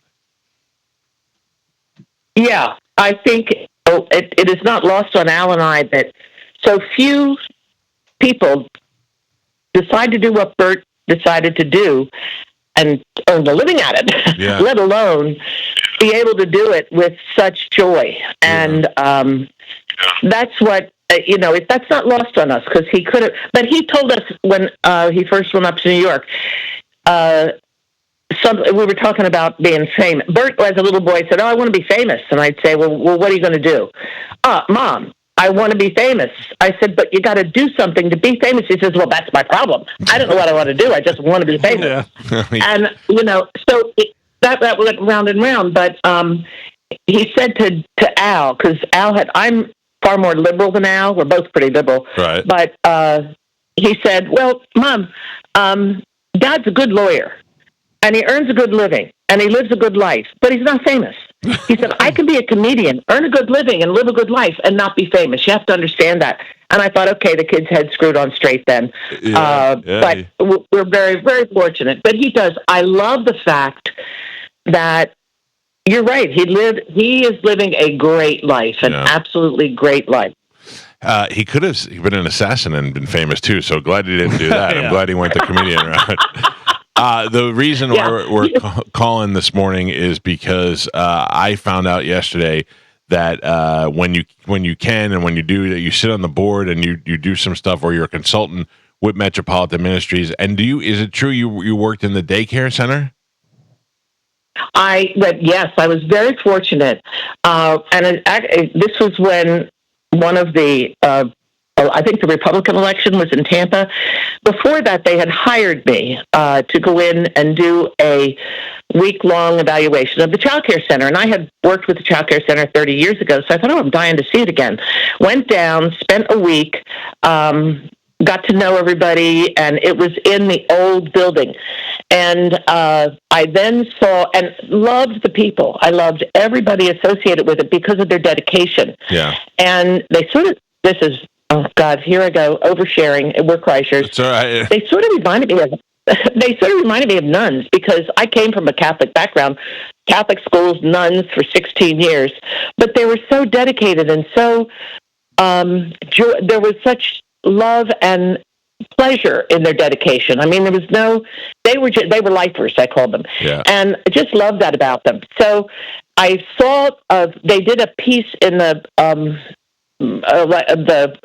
convention about what they all do. And of course, I was down there focused on the preschool, and I had no idea the scope of services they did. Yeah. And I went back and I said, look, forget this. You didn't hire me. You got me pro bono for whatever you need. Wow. Because I thought, how can I, of all people, I've been given so much and I'm so fortunate. And these people are giving me a chance of a lifetime to learn about a demographic in our society that I had no idea what life was like for someone who struggles with poverty and homelessness. And so at that point, they were building Promised Land, and I was so lucky. I got to work with with Christine and Jamie and Janelle and all the people down there that were building the new preschool. Their preschool is state of the art. It is. It really exemplifies their commitment to break the chain of poverty and homelessness, because if you want to impact the life of a family, you go to the infant and you start at infancy and give the child everything they need in a strong foundation, socially, emotionally, physically, and cognitively. And then when hard times hit them or when they have to deal with trauma, which they are, these families are really struggling with trauma, life trauma. When they deal with that, they have the tools. They're equipped because they got those early foundational experiences they needed. People don't realize how important that is. It is for a kid to not have a stable foundation. There's no jumping off point after that. If you're constantly one step away from being homeless or being homeless and not being able to have that stability, it's hard to grow, and it's hard to grow out of that constant cycle of what creates that. And these people that they help, obviously, by what we're doing today and raising money, is not just for homeless people. This is for people who now who are decimated by the storm. They're for people who need assistance. And I think when I heard that you worked in the child care, that has to be the hardest thing. I am so emotionally wrought by the fact that there's homeless kids and that there's hungry kids, and that I feel like, and I'm guilty of it too, I feel like everybody could be doing a little bit more. But the fact that Metropolitan Ministries is there, it makes it a lot easier for us to say, hey, I'll just donate, I'll just help out, because they're actually doing all the work. It's the truth. And and coming from my background, my home experience, you talk about Bert living life to the fullest. These kids are looking at their parents. Parents would love to give their children more time and attention, would love to be able to read a book, play on the floor with them. They are wondering, where am I going to get dinner? Yep. How am I going to, are we sleeping in the car tonight? Do I get a motel? Can I stay at my aunt's house? And these children are looking at what can I do to make mommy and daddy happy, because they're sad or they're struggling, and I can't even have a regular fight with my brother like we're supposed to because we're siblings, because that's going to set mommy and daddy off, or mommy, and no child should be carrying the weight of what their family is going through at young ages. And kids see these things at 7 years old. They know that mom is working 2 jobs, and they see the exhaustion, and that crushes them. Well, today we're doing as much as we can to raise money for Metropolitan Ministries, because they constantly are helping the families here in the Tampa Bay area, and now the families that are affected by the storm. I wanted to reach out with you just to talk to somebody who has been there and who's seen it. And also, I may reach out to Bert a little bit later on and see if we can do something, a show or something. Like, too many people want money from somebody who, I don't want any money. Like last time they suckered Bert into buying a house down here for Habitat for Humanity. I'm thinking maybe I may need you to mother guilt him and help him, get him to do a show down here. Oh, I will tell you, Mike, you know him. He is such a soft touch for Tampa. He is a Tampa boy. And I'm happy to mother guilt him, but believe me, he'll do anything. Now, as his mother, and as the person who knows most of the people down there, tell him to lay off half of the F-bombs, okay? Is that what bothers you? At all the things, the shirts and all that? No. Oh, well, God, I have wanted him to put his shirt on for years, and now I find out, my signature, Mom. And what is awful is he goes on stage, and Al and I are usually backstage if we go to see him, and he goes on stage, and, it kills me. I look out and I see these, like when he did Amelie, 12,000 people actually paid to see this nut. Yeah. And, I think, my goodness, isn't this bizarre? Then goofball takes his shirt off and they go wild. I'm like, my God. He has a keg, you know? Yeah. I mean, here's his keg, that he's unwrapping. And I'm thinking, these people are all nuts. Now I know why they came to see him. But it's really, I think you'll have it'll be a soft sell, believe me. All right. But I hopefully he'll censor half of the jokes. Actually, tell the men people, just don't go see him. Just take his money, okay? Listen, you're one of the sweetest ladies, and I appreciate you coming on today, and hopefully it'll help us raise as much money as we can for Metropolitan Ministries and the people of Tampa. Thank you so much. Have a great day. Thank you, Michael. Bye. Thank you. There you go. The other thing that's great about Bert's parents is whenever they introduce me to somebody, they go, and this is Mike Cowhead. He was very instrumental in Bert's career. Oh, yeah. I go, yes. I always go, give me all the credit for it. Bert said it best. Bert said, I think that I learned how to do the radio from doing Cowhead Show. And I think Cowhead learned how to interview comedians from having me on the show. And I think he's right. I really do think that we both synergy. But there was either you have a guy on and you just say, so where are you from? Tell me about how you got into comedy. Or you just have a guy on and you do what we did. And I was watching yesterday. I'm going to try and put it up for like a Throwback Thursday tomorrow. But this made me laugh and cry at the same time. It was all of us on stage with Bert and Ralphie on the cruise singing on the Leto deck. Oh, yeah. But the thing that's so funny is that Ralphie couldn't care less about it. Ralphie was so high and tired, and he was like, But Bert, we were all going around the room. Pete was playing a little riff on guitar, and we were like, I sure hope that we get back. In the meantime, I'm going to drink a 6-pack, and then we'd all go on the Leto deck. Yeah. And it started out like we all went around, and then Bert went 16 times. wait, I got one more. I got one more. Bring it back around. Oh, and while hilarious. we're all singing, he's mouthing the words that we're singing. Yeah. It just makes it so much more fun. Carmen. Yes. Is Mike Olivero in the studio? He is. Tell him to grab a vine and swing to a microphone, please. He's gotcha. Mike? Good morning. How you doing, pal? Swing a Doing vine. great. How are you? I'm pretty good. Thank you for climbing down from the Empire State Building and joining us on the show. Oh, my pleasure.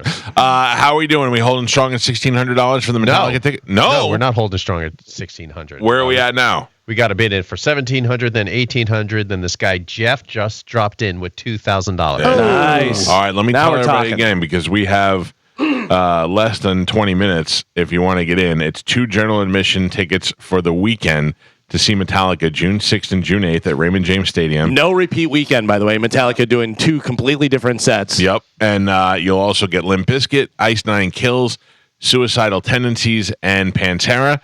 And you'll get a cooler of Bud Light and a $100 gift certificate for concert swag. It is currently at $2,000. We're going to cut it off at 8 o'clock, and we'll move on to our next item. If you want to get a bid in now, 800-771-1025. I understand that this audience is just waking up and recycling, so there may be people who just got up and were like, I'd pay $2,000 for that. The idea for us is to get as much money as we can so we can donate it all to Metropolitan Ministries and help the people of Tampa Bay out. If you don't want to bid on an item and you don't want to spend $2,000, but you're like, I got an extra $10 I could throw at it. If you go to theboneonline.com or any of our social media, you'll see the link over there to click on and help out and send a donation over. And look, I'll say it again a million times this morning. This is the largest audience in Tampa Bay. If we each donated $5, and we can raise millions of dollars today by simply just throwing $5 money you could probably find in your floor of your car, money that I sure know that I spend on coffee every day. Just donate that one day, and we can help out. I'll tell you, the one thing about this storm is that everybody knows somebody. Yeah, for sure. Like I feel awful for or you've been through it yourself. Even if you didn't get any damage this time, last time or the time before you had damage and how that would have helped you. Sure. And I don't, I don't even know what I would do if I was the first person, like if my house was destroyed or if there's a girl named Kim Kelly who works for us who I've worked with since I was at 98 Rock. So we're talking like 30 years. I know this woman, and she couldn't be sweeter and nicer. Her and her sister, and her place was destroyed. Yeah, I saw. And then I hear a kid, Anthony, that works for us. his house was hit before in the last storm and got hit again on this storm. And it's unbelievable. The bad thing about that too is he's a young kid that bought a house. Trying to do it the right way. Was like, hey, I bought a house and congratulations, that's awesome. So young to buy a house, and then he gets hit with the storm. And then I saw a sad post. Sam was like, we had an empty room.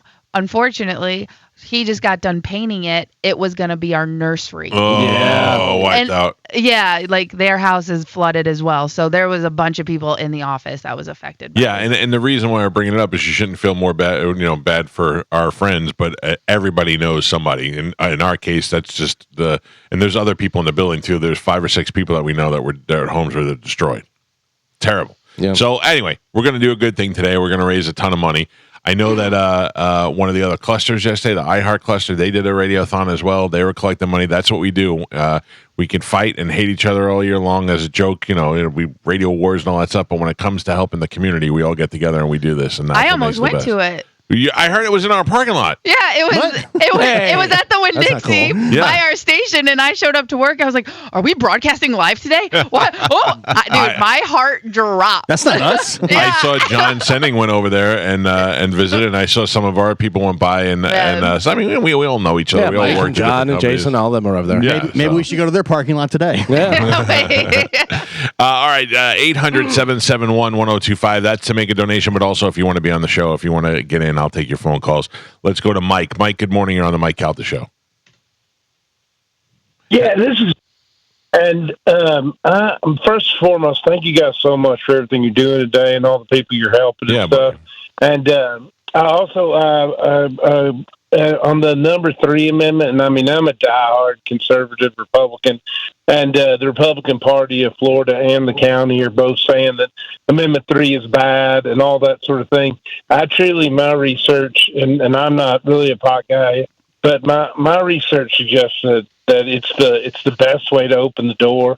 I know that Morgan is for it, and I know that he's going to make a lot of money off of it, but he spent the money for the medical marijuana to get it to where it is, and it's helping a lot of people. Yep. And maybe he's just smart enough to see the progression. And I think that even though I concur with you wholeheartedly, nobody won last night.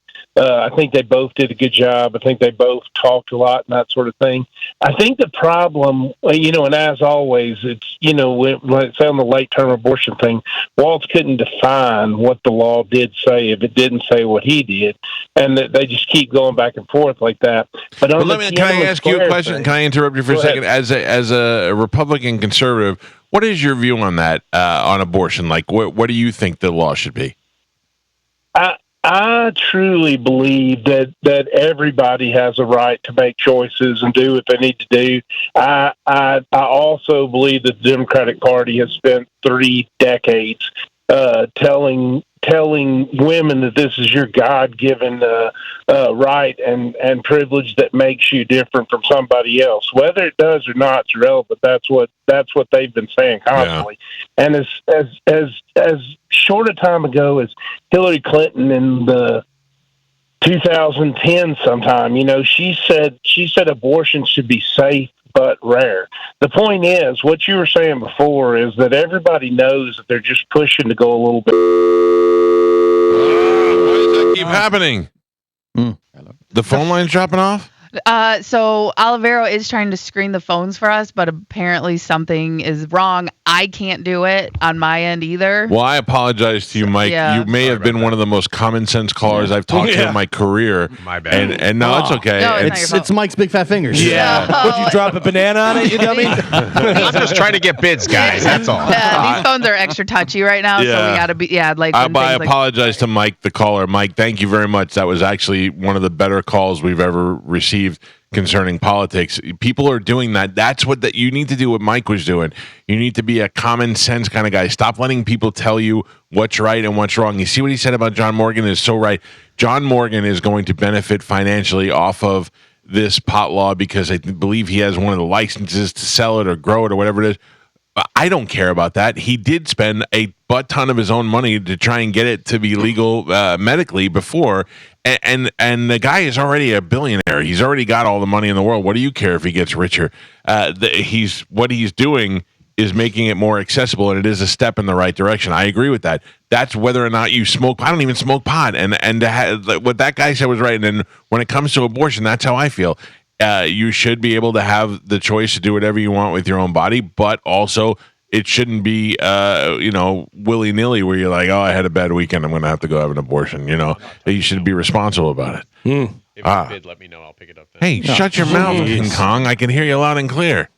No, Carmen's controlling his mic. Well, he has control of his. Yep, you're right. Oh man, you are just falling apart. Yep.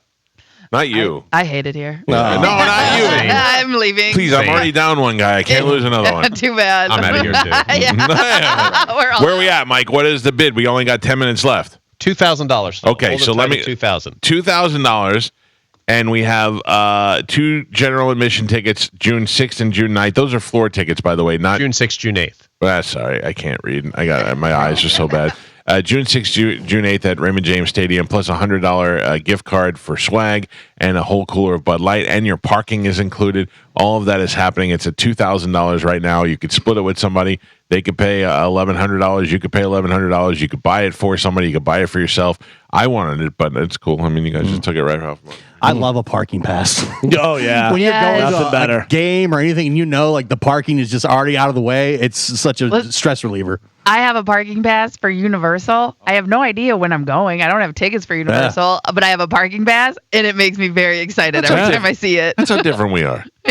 That you have a parking pass. If I had a park, I'd be miserable. I valet it every time I go. Ooh. Yeah, says the guy who I walked all around the park by myself. Yeah. Ooh. No, what I'm saying is like, I'm just saying like the valet is close. Right. And the valet isn't that expensive. Like the parking and the valet aren't that much of a difference. Well, Universal, I have valeted before. Yeah, but I'm just saying like it's so much closer than parking. So that's why you're excited about having to walk all the way there from the parking lot. No, I'm excited that I don't have to pay $20 to park. Because parking is expensive. Yeah. Hey, Carmen, I think it's only like $25 for valet. That's what I'm saying. It's very close. Yeah. I remember because I was like, oh, I'm just valeting. Get out of here. Get out of my way. Yeah, it's the best. But then they go through my car and get all my stuff. This is what they do. So I parked there one time and they're like, do you have any weapons in the car? And I went, maybe. And they were like, if you do, we can't take your car. And I go, no, I'm kidding. I don't have any weapons. I'm like, yeah, I got a gun right in the... Oh, my God. Yeah, but I'm not... No. They're not going through my car. So. You don't know that? Oh, if I was a valet, I'm going through everybody's but if car. you go through the car and then they're like, he has a gun in there, and you go, what do you open my glove box for, you stupid? Exactly. Who told you to go through my car? Yeah, why'd you lie and give me a car with a gun in it? Because I'm police. Like that. You should not be a police officer. Yeah, that's how you say it. You're just giving guns away. I'm police. Police. I assume they're going to 100% go through my glove box stuff, so I'll put like a ham sandwich in there. Just all kinds of weird stuff, pair of underwear. I don't normally. I just assume they're not going to touch anything. I don't care. I just, as long as it's in the console, I believe it's safe. Right. I put Rick needles everywhere. And then I go, you got AIDS. The Tampa Bay Lightning's regular season begins October 12th. We're only 10 days away. Crazy. And they're celebrating with a big concert and community event at Thunder Alley. And the fun includes Tampa Bay native, who also happens to be a Billboard chart-topping artist, Tampa's own Doechii. Do you know Doechii? I don't know Doechii. You do. I played it on the show. But it's not my style of music. But I know she became popular on TikTok with her song, Yucky Blucky Fruitcake. Wait. Oh, I don't know that song. Oh. What? This is a song that I know. This is the hit. Yeah, so this is a good get, I think. Yeah, so Doechii will be there for Game 1 opening day with the musical performance. So the free concert will be part of the day-long celebration, making the start of Tampa Bay Lightning's 2024-2025 season. Thank God that the Lightning had the sense to bring in somebody that's relatable to younger people. Well, remember they had from Tampa. Young Gravy was Young Gravy was there. Yeah. But I'm just saying, like, nobody wants today to open up the Red Wing season. Sister Hazel, finally I figured it out. Nobody wants that. Do you want to see their one song? Yeah, I see the one song that I'm going inside the game. That's all they're performing. Yeah, but you're going to have to go and wait through all their crap songs to get to finally I figured it out. Yeah. No, it's better to have Doechii, but I would like Sister Hazel. Doechii, like my sister my daughter, my son, none of them want to see Sister Hazel, but they would stop for a second and watch Doshi. I realize I'm old and not a cool person, so I get why they would get an artist that's young and hip and current. Exactly. Speaking of sports, the first weekend of the WNBA playoffs without rookie phenom Caitlin Clark were a bit quieter in terms of attention and viewership. Imagine that. My sweet Cece. After Clark drew a WNBA record 1.84 million viewers to her first playoff game against Connecticut Sun on September 22nd, while competing with the NFL Sunday, she followed it up with another record audience of 2.54 million viewers in Game 2. Clark and the Indiana Fever lost both of the games, however, sending Clark home for the offseason. Now the remaining teams for the WNBA title are New York Liberty, the defending champion Las Vegas Aces with MVP A'ja Wilson, the Sun, and the Minnesota Lynx, which New York Liberty beat Las Vegas last night to take a 2-0 lead in that series, which is best of 5, and the Minnesota Lynx beat the Connecticut Sun to even that series at 1 apiece. Very surprising. I thought Vegas is going to run the table. Yeah, but New York, man, they're cranking it up for sure. I wish I can go back in time and just tell you two, there's going to be a time where the two of you know all about the WNBA. I love the W. I know, but I'm just saying, like, if I would have told this to Galvin 3 years ago, I've been watching bronze play basketball. Brianna Stewart and Sabrina Ionescu are just crushing it with New York. I love throwing out names. I saw the clips on SportsCenter. Yeah. It's so funny. It's great. I think it's great, but it's just so funny. I said before, I'm 100% going to a game next year. Yeah, good. So I picked A'ja Wilson with the over last night for points because I said there's no way she wants to go down 2-0. They did go down 2-0, but she did go over points. She wound up having like 25, 26. Were they on the road or at home? It was in New York too. That's the other big thing. Yeah. In New York, a lot of different NBA stars were there and stuff watching the game. In fact, Ionescu fell into the stands and fell on I think Carmelo Anthony. Was there, which was great. So that is happening. A man in Minnesota stole a car on the side of the road. Not a big deal. People steal cars all the time. Yeah. Well, he stole it while its driver, a woman, was taking a field sobriety test for possibly being drunk. He was arrested a short while later. The woman whose car was stolen was found not to be driving over the legal limits, so she was fine, and they returned the vehicle to her. But right in the middle of a stop, like the police are there and everything, the guy goes, "Oh, here's a free car. I'll just go and take this one, I guess." Idiot. Smooth. Mike Calta, have you heard of the poop rule for decluttering? I do not know the poop rule. Does anybody want to guess? This has to do with decluttering. Yeah, so if you have a bunch of stuff, if you have a bunch of Funko Pops and everything laying around. No, but if you have, if you're going and you're sagging it up the garage, you're trying to make it nice and stuff, the poop rule. Does anybody want to guess? I can't imagine what decluttering would have to do with poop. I think I know. I know. If you wouldn't clean poop off of it to keep it, then get rid of it. Exactly right, Carmen. Yeah. So and that's why Spanish is pick something up. Pick something up in your hand and imagine that there is poop on it. Now, would you just throw it in the trash or would you clean it off? Interesting. Wow. That's a good rule. That's a great rule. Yeah, so that's the poop rule. Joe, I need you to go out there and crap on a lot of things. No problem, Michael. I mean, just in this room, what would you not clean? I got to be honest with you. I have a feeling the poop rule doesn't work for this guy. He's like, throw it away. Throw it all away. I mean, what would it doesn't matter. Is there anything in here right now that you would keep if there was poop on it? I mean, the guitars. Also, I mean, the guitars are one of a kind because they're signed by people, so probably, but not all of them. I'd keep the Bon Jovi one because I got that signed. I mean, you wouldn't clean them, but you would have somebody clean them. Yeah. Joe. What? I wouldn't keep the Twisted Sister one if there was poop on it. No. And what if it wasn't yours? My poop? Yeah. I was thinking dog poop. What are you thinking? There's a mad pooper in the neighborhood? Yeah, I'm thinking human. Let's say your son gets mad and just starts throwing and craps on my guitars. Yeah. I don't believe I've raised him right. Could be. Remember when the monkeys would throw the poo? What about Arrow comes over? Okay, say there was the goats. The goats pooed on everything. No, it has to be human. Yeah, goat poop isn't that gross. Remember the runner poops? Yeah, if Joe had poop on him, I'd clean Joe off. Thank you, Michael. Wait, Joe stays. You clean Joe? I'd hose Joe off. Okay. Yeah. I don't know. Other than that, I'd be like, Pulp throw it Fiction. out. You'd be on the backyard and hosing them down. Yeah, I know. That's a really good thing. So What yesterday, about your photo with Van Halen? It's covered. I have another one. I have a digital print of that. Yeah, I would throw that out. Yeah. I'm trying to think of things that are just irreplaceable. I have a picture with me and Kiss, the band Kiss, and it's signed by Gene Simmons. I would throw that out in a second. Yeah. You got what about the Bucks helmet? Who is that signed by? Rashad White. Yeah. Oh, he's not even on the team anymore. Can't even get 80 yards. All right. I have an autograph poster of Pete Townsend and Roger Daltrey from The Who that David Harb got me. It's the only show The Who ever canceled after it started. Yeah. And I would throw that out. Oh, my God. Yeah. I would What throw a lot of that about stuff out. your picture with the scumbag, Dave Grohl? Same thing. I have a digital print of that. Yeah, there's a lot of things in here that I would toss out. Well, there you go. That is the poop roll for decluttering. I like that. That is I really like good. it. So yesterday after the show, we got the ladder. Joe got the ladder out, and I climbed the ladder, and I went to the top of the storage to look at all the framed stuff I have up there to see if there's anything to donate to the auction today.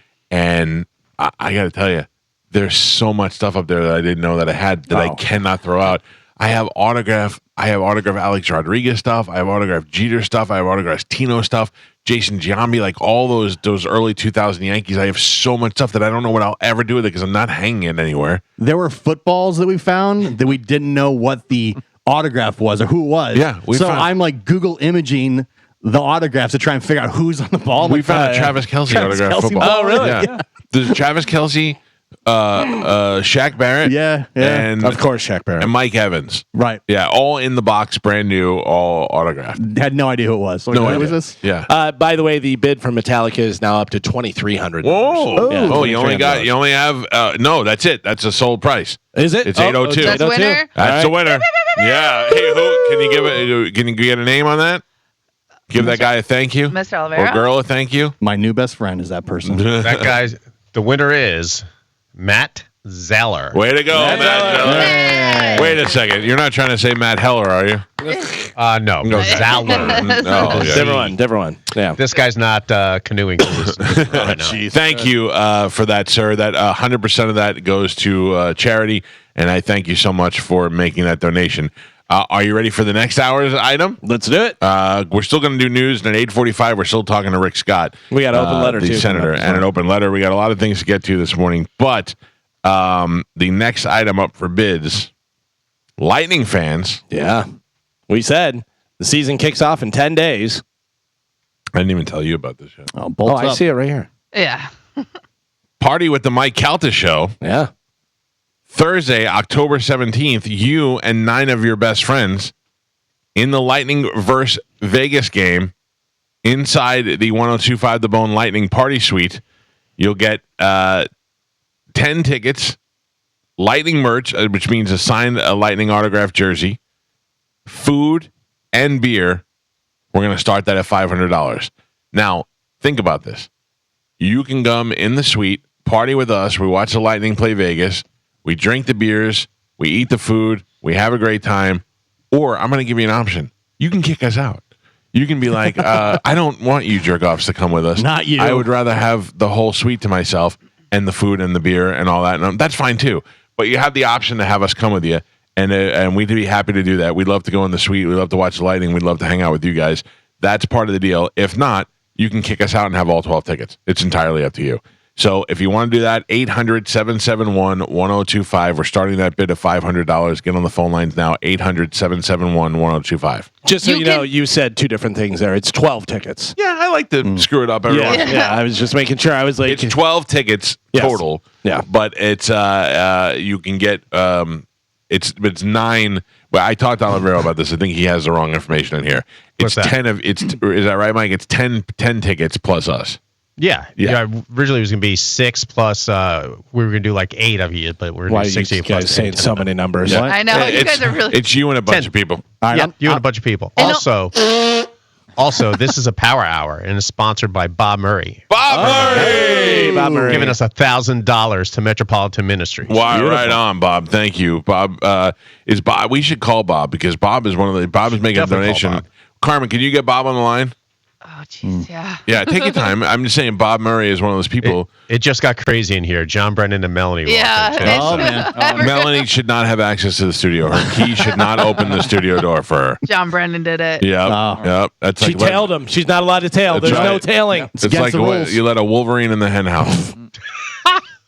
Okay, see if we can get Bob on the phone. Bob Murray is a longtime friend of mine and a friend of the show. Bob was my first car guy so I didn't have a car endorsement, and I was in my car, and I was driving to work one day, and I hit a puddle on the highway, and my car spun around like Darth Vader in the end of Star Wars. It just spun around until I hit the wall, and I thought the entire time I was spinning, I was like, oh God, because I thought a truck was just going to go boom, smash into me. Final destination. And I smashed into the wall, and I totaled my car, and I was like, I don't even know how I'm going to get home or how I'm going to get around now. And at the time, Bob called me up, and he was like, hey, I'm Bob Murray. I'll put you in a car. You can have a loaner to use. And then all of a sudden, everybody started stepping up, and I realized some car people are scumbags, and some car people are good guys. And Bob has been that good guy and a good friend of mine for 30 years now. Is Bob on the line? Carmen's trying to get him. I see the phone lines blowing up, Mike. I hope somebody's manning these phone calls. People are trying to get our lighting. I'm afraid to drop everything again. So Carmen, mute me so I could get these calls. I'll mute you, but also I think that's why my call to Bob Murray is not going through. Why? Because all these phone calls are coming in. All right, we'll figure that. We'll call Bob later. Okay. Two things. One, Bob helped me out tremendously early in my career for sure. Oh. And also, did you give out the price, the starting bid for $500 was the starting bid. $500 for that. That's crazy. For a suite. Yeah. I'd pay $500 for a ticket for a suite. Yeah. Cheap. Just you have the option. You can have all the tickets in the suite, or you can have tickets that include us going with you. It's your choice. Right. I don't want to go if Joe's going. What? I feel like you bring me down in the game. It's okay. Joe was not included in the list. Yeah. That's also, actually, they get to pick who they want. Now Joe will show up on time. That's something. That's true. He showed up early and won't leave early and stuff. A poll found the top people we refuse to tip. Okay, so you tip a lot of people, but the ones I already know refuse to tip who? McDonald's workers. Fast food is definitely one of the ones. They say even when prompted, mechanics. I have thrown my mechanic a little extra. Yeah, I don't have a problem with that. Yeah, especially whenever they do a little something and they're like, I did this and I topped off the fluids and this needed. You want a guy you could go back to. Absolutely. Yeah. So concession stand workers at like concerts or sporting events, listen, they flip the screen, I'm tipping. Also, they're tipping, I'm tipping because they're bartenders. Yeah. But I'm going to be honest with you. I'm tipping because they're like, hey, you're Mike Calta. And I'm like, hey, flip the screen. I get that a lot. By the way, Einstein Bagels, you need to fix your thing because I ordered something and I was going to tip $5 on it because I got a couple sandwiches and this, and they only go up to 3. They only have the option. You can't do the enter your own tip. Really? They had 1, 2, or 3. And I go, can I enter my own? And she goes, no. And I go, well, all right, whatever. I go, I was going to give you 5, but I guess I go, can I give you 3 and 2? And she's like, no, just 1. I go, who else? And then let's see some of the other ones. Any restaurant worker when you're picking up the food yourself, but that's wrong. Nope, you should tip them. Yeah, because they're working. That's their station that they're working, and they're doing all the running out and doing that stuff. You should tip them. So this is bad list. With that. I don't know who to tip that comes to my house. Like if an electrician comes or if somebody comes to. Like when Zero Res is here, I usually tip those guys. Yeah. Because they spend the whole day just busting their ass while they're here.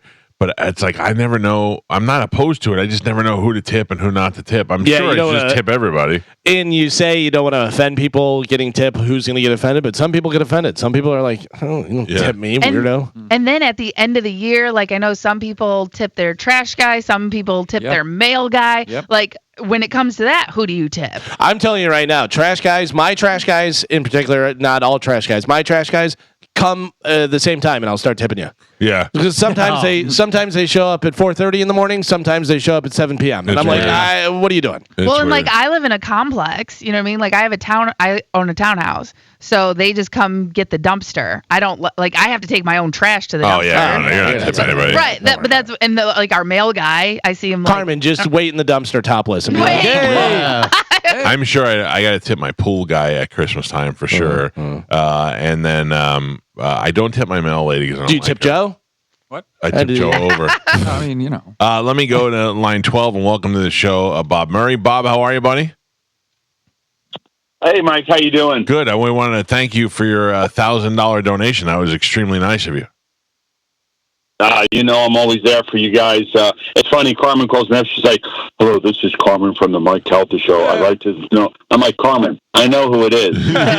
She used a tranny voice? I'm very professional. She was trying to be like so professional. I'm like, yeah, okay, Carmen, no problem. She's like, is it okay? And I'm like, Carmen, yeah, no problem. You're like programmed in the phone. I got you. Bob, I hope you don't mind that I talk about this, but your house was pretty devastated as well. Oh yeah, it's I lost my house, so but yeah, it's everybody's in the same situation, Mike. The homes I live in Ozona, Florida. They're all flooded. Most of us got 3 to 4 feet of water, and just about everybody that has a ranch style home has lost everything. The memorabilia. Mike, you died because I had every 1996 New York Yankees signed baseball plus 50 other baseballs, as you know, with all the charities that we go to when we bid against each other. There were baseballs floating around all over in the water outside of my house in the garage. It's terrible for that part. That's awful. Baby pictures, stuff you can't replace. I'm an older guy, so when my kids went to school, we only had the regular photos, so first grade, second grade, third grade, just like Juliana. It's all digital, though, and you have it in your phone. But some of those early photos of my kids, they got destroyed. So, but, it is what it is. I really want to stay focused in on our community. This storm devastated so many people from Madeira Beach, South St. Pete, all the way up through Gulfport, through Crystal River, and a lot of people and small businesses are destroyed. So whatever we can do, I know I'm always there for you guys, and you give back to the community, which is great. Yeah, well, I mean, it's what we should be required to do as residents and certainly as people on the radio is be community leaders. And the fact that I have never been let down by this community ever. Anytime we ever have a tragedy or we need to help somebody out, it's never. And you are certainly one of the people of you and Chuck Fest are my two go-to guys whenever I need money for something. I know I can rely on you guys all the time. It's never. I don't know if I could do it. It's always how much do you need every time. So I wanted to say thank you and also to wish you the best on the getting your house in order. And obviously, if we could do anything for you, except move furniture, I'm not doing that for anybody. You got to talk about Chuck Fest. This guy to show up at the house, pretty much at my house. Him and his wife Nicole is a firefighter in Hillsborough. My other neighbor Stephen Dean, he's a firefighter in Tampa Bay. I mean, he went house to house to house to help people. Sheriff Clonister, I walk out the front door moving some furniture with my son, and there's Chad, suited up. This is on, like Sunday morning. I'm like, what are you doing here? I'm like, you got 5,000 people. He's like, hey, you're my brother. I'm here to help. And, Chad's out there just, doing what he does, and he's such a great part of our community. And then, as you all know, I'm pretty close friends with Scott Swift. He got on a plane from Rhode Island Friday, flew to Tampa, got in the car, was at my house 9 o'clock Saturday morning, the day of the day after the storm, and sat at my house for 7 hours pressure washing my home. Unbelievable. Well, that's what we do, man. That's what people do. It's the only way to get through things like this is to help each other out, and that's great. And Bob, thank you again, and much love. You've been Galvin and I were just talking about. You've been a good friend to us for a long time, and we really do appreciate it. Yeah, I can't go living in the Hard Rock because we don't do too good when we go there. Galvin, we have to perfect that 3-card poker game. Yeah. I'm willing to go back every day and try. Yeah. Every time you're ready, let me know. All right, I'll see you. I'll be there Saturday night then, maybe. All right, deal. Thanks, Bob. Thanks, Talk guys. to you later. Appreciate it. It's our longtime friend of the show, Bob Murray. That was Bob nice Murray Power Hour. I have to make a break. I have to take a break. Okay. I have to make a break. By the way, the bid for the suite is up to. Well, we started at $500. It's a suite for either 12 tickets or 16 tickets or whatever. It's a bunch of tickets. A bunch of your friends and us, or if you want to kick us out. Yeah, we'll either come with you or you can have the whole suite, and you're getting an autographed Lightning jersey, free food and beer. And we started at $500. What is it up to now? It's already up to $3,000. Oh. And that's from a lady who lost her house. Oh, lady, you need that money. Right, yeah, but she's trying to help out other people. That's great. And also, we'll make her have a good time that night. For sure. Yeah, that's what I told her. Yeah, if she wants. Oh, I didn't mean it that way. I meant we'll have like a fun time. Jeez. Jesus, Oliver. Oh, you make it dirty every time. No, I said I told her that you just lost your house and you're making this bid. She goes, yeah, I want to do it. It's my husband's birthday weekend. So I think it'd be a great way to come out of this. I'll make a bunch of jokes about Puck. Yeah. Wait, no. All right, I got to take a break. When we come back, Galvin will have a brand new open letter. We'll still have news to go through. Senator Rick Scott's going to join us on the show to talk about the effects of the hurricane and what we can do to help each other out. And obviously, if you want to help us out, you don't have to spend $3,000. You could spend $5. You could spend $3. Nobody's judging you. We will take whatever you feel like you can part with. All you have to do is go to theboneonline.com. You can go to any of our social media. You'll find the link over there. And we're Hope After Helene. We're trying to raise money to help the people in the Tampa Bay area through Metropolitan Ministries. It's going to help out families. It's going to help out small businesses. It's going to help out people who have been displaced from their homes, people who have nowhere to go, people who have been living in hotels for the past week. All you need to do is go to the website, make a donation, and let's help these people out. It's the Mike Calta Show. Open letter next on 102.5 The Bone. The current bid, the poor lady calls up. She lost her house. She bids $3,000. Now she got outbid. Yeah. What is the current bid? Do we know? Current bid is $3,500. $3,500. You have the option to have the whole suite to yourself, or you can get 10 tickets and party with us. We'll come and join you in the suite. It's Thursday, October 17th is the game. It's a Lightning versus Vegas, and we'll be in the party suite. All the money collected will go to help people who have been devastated by the storm. We're doing a big radiothon today all day. This is going to happen all the way till 7 p.m. tonight because Mo just can't be trusted with people's money. It's true. But all day today we'll be doing it on the air and asking you to donate to Metropolitan Ministries through the website, theboneonline.com, through our social media. You'll find the link everywhere. It's on all our stuff. It's on all the station stuff. And we're hoping to raise, I think we can raise, we definitely will raise hundreds of thousands of dollars. Okay. And I think that is tremendous, but I know that we can rely on our listening audience. I know that we can rely on our big donors. I know that we can rely on businesses. I mean, look at Bob Murray. His house was devastated, and he's rolls in with the $1,000 bid for pledge for the hour. So Bob Murray has BDE, big donor energy. Man, I know what you're going to say. Yeah. It made me nervous. In about 15 minutes, we're going to speak to Senator Rick Scott. Did it again. Yep. Keep wanting to say governor. I guarantee. What's the over/under on whether I'll say it? 0.5 or 1.5? I say 0.5. I say over that. I'm taking the over. Yeah. Senator.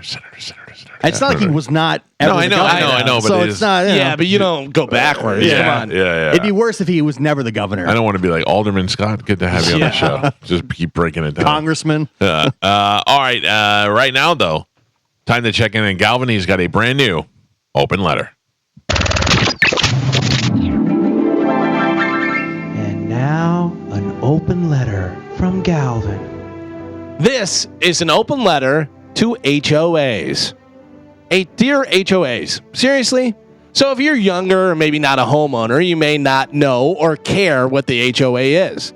An HOA is a homeowners association. They're the people that make sure that the street lights work in your neighborhood or your front gates open properly, or they make sure that the neighbor's driveway doesn't have a bunch of oil stains all over it so it looks nice. But they also tell you that you can only paint your mailbox a certain color. You want to paint your mailbox red? Well, it can only be white or black or taupe. So let me get this right.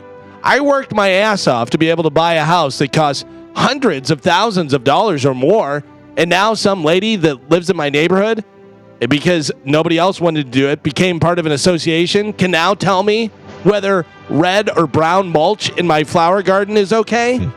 Why don't you settle down, Brenda? So I spent all this money to live in this nice house in this nice area, and now you're going to charge me more money every month? Every month I have to pay a fee for you to tell me what to do? That seems fair. My neighborhood has a community website that you can post anonymously on. You better believe that if I'm paying a monthly fee, I'm posting on that site. Why can't you idiots fix a pothole by the front gate? I'm pretty sure my 80-year-old neighbor just fell in the other day and is still in there. Somebody, please help Gladys. Signed, Anonymous. Can I tell you how annoying HOAs are? They're so bad that people have a hack to mess with the HOA now. People will build bat sanctuaries on their property. Bats, like Halloween, like vampires turn into bats. They build these bat sanctuaries on their property because the bats are protected animals, and once it's up and there's bats in there, there's nothing the HOA can do about it. So to clarify, people would rather live with bats flying around their family and their house and their children rather than to have to deal with the HOA. I'm Galvin from the Mike Calta Show. This has been an open letter to HOAs. What are they putting the bats just to be dicks? Yeah. Oh, that's you funny. can do that. Well, they eat the mosquitoes too, right? Yeah, they're like good. But they're also protected. So once you have it up, they would be like, "Hey, you got to tear that down." Nope, too late. Bats are already in there. Oh, that's so funny. Nothing you can do about it. So I saw a girl the other day, a video. She found a baby fruit bat that had fallen out of a tree. Oh, yeah. It was little. It was tiny, like fit between her two fingers. And she nursed it to health. And it got bigger and it got better. And then she would feed it, and the bat would just ravage bananas and stuff. It was interesting. And then the bat got big and big. Then finally the bat was so big that it took its wings and it wrapped it around her, and it like, and I thought, this is gross. That's a flying rat is what that is. And it's got those big labia wings on it, and I don't like it's interesting because they're one of the things. Have you ever seen what we really should call different things, like certain stuff, whatever, but that's one of them is flying puppies. Yeah, because they really do just look like it depends on the bat though, I guess. I had a bat fly into my house one time. Oh, it was like flying around in our house. I didn't know what to do, and we had to call like animal control the next day, and they got like one of those big sticky pads, and he was up on the roof, and they stuck him with it. Oh, really? Yeah. Because I didn't know what to do. I wouldn't know what to do either. Yeah. I'd be pulling a shotgun out, and I'd be blowing holes in my house. We moved all of our kids into our room. We closed the door and stayed in there all night. My wife was driving, and a bat hit her car and got stuck in her windshield. Oh. The windshield wiper, or whatever. So we got it out, and it was fine. It was okay. It was just stuck in there. Looking at you while I was driving. But my wife loves bats. She thinks really? that's like the coolest thing in the world. We thought it was a bird first. Like, birds. Do you know what the weirdest thing I ever hit? What was an owl? Owl, yeah, I remember. Wasn't I? Yeah, you were here. Yeah. I was pulling into Wilderness Lake when I lived there, and there was this big owl, and it was on like the sign, and it was almost like fake. And I go, "Oh, look at that big owl!" And right as I pointed to it, it full wingspan and came down, and I was like, "Ah!" And it flew right into my car. Yeah. And all you heard was a big. I felt so bad because it was laying there and it was just doing like this with its talons. The bat? Yeah. No, the owl. Oh. It was going like that, and I was like, "Oh, I feel so bad." Oh yeah, I didn't want to hit an owl. Then don't forget that one time with Bobby where I killed 2 birds. Yeah. I was driving in, and I ran a bird. I went, just 2 back to back. I went, it makes me so sad. Yeah. All right, 800-771-1025 are the phone numbers. In about 15 minutes, we're going to talk to Senator Rick Scott. Mm-hmm. We'll talk to him about the relief efforts for the victims of Hurricane Helene. Do we have an update, Carmen? Are we still at $3,500 for the Lightning Suite? Olivero is actually taking a call right now, which I think is a bid, but the last I've heard it was 35. 3,500. 3,500. All right, so they have until the top of the hour. It's 8:31 now. In the next hour, we're going to have some stuff that is related to TSO, and we'll tell you about that as the hour moves on. That still seems way under the total cost if you just did that on your own. The suite? Oh, yeah. $3,500? Yeah, For that many sure. people? Yeah. Let's jump into some entertainment news. How about this? Another 120 people are suing Diddy for sexual assault, sex trafficking, and other crimes. A lawyer representing them says the claims by both men and women date back to 1991. Many of the alleged victims say they were drugged and then raped after being promised a foot in the door to show business. Wow. He also said that companies who profited from turning a blind eye to Diddy's actions will be named. This includes banks, pharmaceutical companies, hotels, and even record labels like Bad Boy, Universal, and Epic. He claims a lot of the famous people that are caught up in this Somehow some of this behavior occurred at well-known venues and private residence of people we all know. Many powerful people will be exposed. Many dirty secrets will be revealed, and the names will shock you. The lawyer says 25 of the victims were underage when the alleged violation took place. The youngest accuser was 9 years old. In at least one case, a woman claims that she was drugged with horse tranquilizer. Another woman said she was pregnant when she was drugged and raped. She also claims that when she woke up, her 2 lower orifices were torn and sore. So I believe that. I believe that women were drugged, and I believe that women were raped while they were passed out and all that stuff. I know we've talked about this ad nauseum, but I still can't wrap my head around because you're a victim. Wild sex orgies that had to do with children. Oh yeah, okay. Like I know it happens. I'm not dumb, but I just can't believe like that is so. So you know, like Leah Remini, she says that when she was in Scientology, they keep moving up levels, and as they move up levels, they find out more about it. And she says when she finally got up to the level where she found out, she was like, "That's it. That's really what we're doing," you know. And that really turned her off to it. So this is kind of like what I feel like. Like if I want to be rich and powerful and among the elites, what do I get out of that? An orgy with kids? Like I can't imagine that. That's. But if you can't imagine that because you're not into that. Yeah. We're not. I know, but let me ask you this though. Like all of these people in Hollywood were all into kids, or is this something that they have to do? It's something that they get that they can hold over their head because it's something that the public can't get past. You can't come back from being a pedophile. I don't care who you are. Right, but I mean, who is holding? Like, I understand that people do. Like P. Diddy would do it.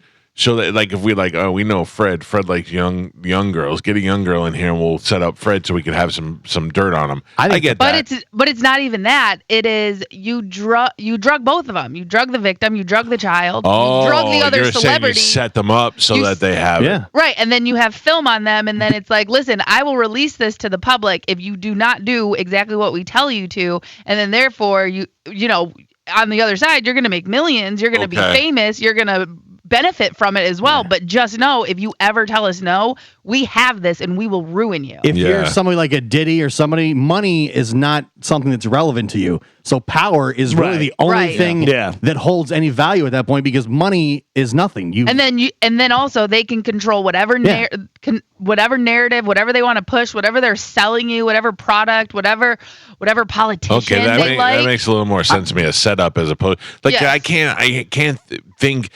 fathom in my head that Jay-Z becomes the greatest rapper of all time. P. Diddy becomes a big record mogul. Oprah is Oprah.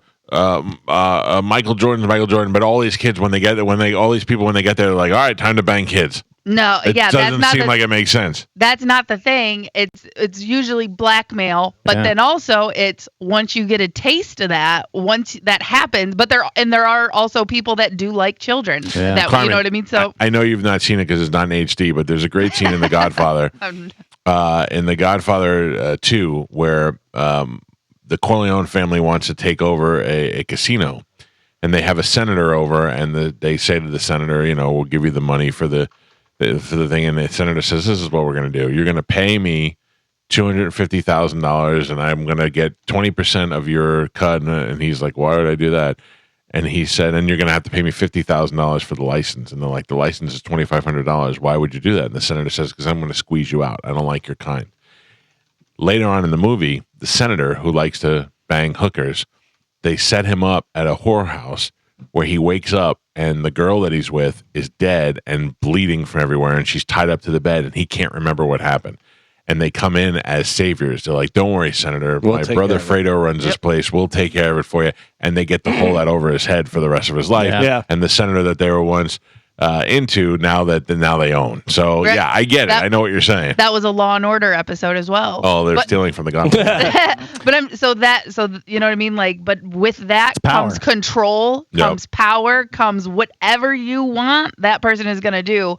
Because the big story now, or the big connection that everyone's making, P. Diddy, LeBron James. Because LeBron James has had this squeaky clean perception his whole career, right? He's been with the same girl since high school. He's a good father, this and that. Nothing, he has nothing on his record except for he has ties to Diddy. He has multiple videos of him saying there's no party like a Diddy party. Like a Diddy party. And then on top of that, there's the picture from Halloween where he's in a French maid costume, humiliation ritual. So it just goes down this line that it doesn't stop anywhere. Let me ask you this: if LeBron's worth what, a couple $100 million? Yeah, I would imagine. Oh yeah. Did he call me up and said he wasn't worth that before? No, I know, but he's worth a couple $100 million now. Right. So Diddy calls me up and says, "I got a video of you doing something, blah blah blah." I have Diddy killed. Good luck. I gotta listen. I can get to Diddy, but also because a lot of he's so connected that you can't. Maybe I can't. And correction, LeBron James is worth $1.2 billion. He can. But again, think about this. So Diddy has those films. He finds out you have him killed. Boom, now your video's out. And even if you kill him, you're still ruined. You're still going to jail. That's true. So there's no benefit of that. And so it's just, hey man, you keep it secret, I'll keep it secret. We're good. And nowadays it's so like it is on a server. All I have to do is press one button and it goes out on every social media, every platform, and you're never getting rid of that. One click and your life is ruined. Right. It's the firm. It'll be out on a boat that never docks. As long as you and I agree, that boat will always be out at sea and it'll never dock and nobody will ever know. And even if you kill me, guess what? Then that boat is docking, so you're not going to get rid of this. There was a interview with Bon Jovi recently, and Bon Jovi said how he married his high school sweetheart, and they said, "What's the secret to your marriage?" And he said, "My wife has forgiven my indiscretion." There's no way that you're that good looking and you're the most popular rock star for 20 years and you're not banging other chicks. It's just impossible. I just think that John Bon Jovi's wife said, "I love you and I want to be with you, and what you do with these whores doesn't matter." And I want to stay a millionaire. I love this lifestyle. Right. I think that's a possibility. I don't know how much money you have to have for your wife to say that, but I would imagine LeBron James's wife is like, "Listen, I know I'm the high school girlfriend. I know I'm the mother of your kids, and I also know that you travel 100 games a year. I can't, I just assume that you're going to do stuff." Look at Kobe's wife when all that stuff went down and he bought her the big ring. She's like, "Oh, I forgive him. He bought me like this $20 million ring." Look, but if you get caught cheating, there's families that have stayed together by saying, "I'm sorry, I made a mistake," and the wife can overlook that, or the husband can overlook that. You hear that too. It also goes into if you're married to a woman who's super famous or a high-ranking executive, and she goes out and other guys are kissing her ass, and you have to worry about that as well. And it's a matter of what you want to do in your own personal life and what you think you can live with. So the Lightning Suite. Speaking of money, the Lightning Suite started at $500, went up to $2,300. 20 more minutes. Went up to $3,000, then went up to $3,500. Current bid. $4,500. Does that include us? Do we know? Or no? I don't know. I think that's up to I'd like to go to the game. But I have season tickets too. So if you don't want me to go, I will just sit in my seats and we'll stare up at you with sad face. Let us know. Let's get into some of this sad news. John Amos passed away August 21st. Although his death was just announced yesterday, he was 84 years old. Amos was best known as James Evans, the dad on the 70s sitcom Good Times. He also played Kunta Kinte in Roots. He did? Yeah, he was also... I thought LeVar Burton was Kunta Kinte. It may have been different versions. I don't know. Like different, like older, younger, or something, whatever. He was also, of course, in Coming to America. Owner of McDowell's. Yeah, and its sequel that they had. His big break was as a weatherman, Gordie Howard on the Mary Tyler Moore Show. Yeah, that's where he started out. Was having a black guy in the news on TV in the 70s. Norman Lear, who was responsible for top-rated black situation comedies on television. John Amos had issues with how Good Times scripts were written, and he admitted to asking the writers to step outside every once in a while when there was an argument. Yeah, he was a big dude. Do you know that he was only on Good Times for 2 years? Yeah, he died. Remember he died. They killed him off because of the infighting and that stuff, whatever, I guess. Best part of Good Times? Of course. Most famous episode of Good Times? Penny getting burned with the iron. No, that's what I thought. No, okay. Who burned her? Walona. By accident? No, she was mad.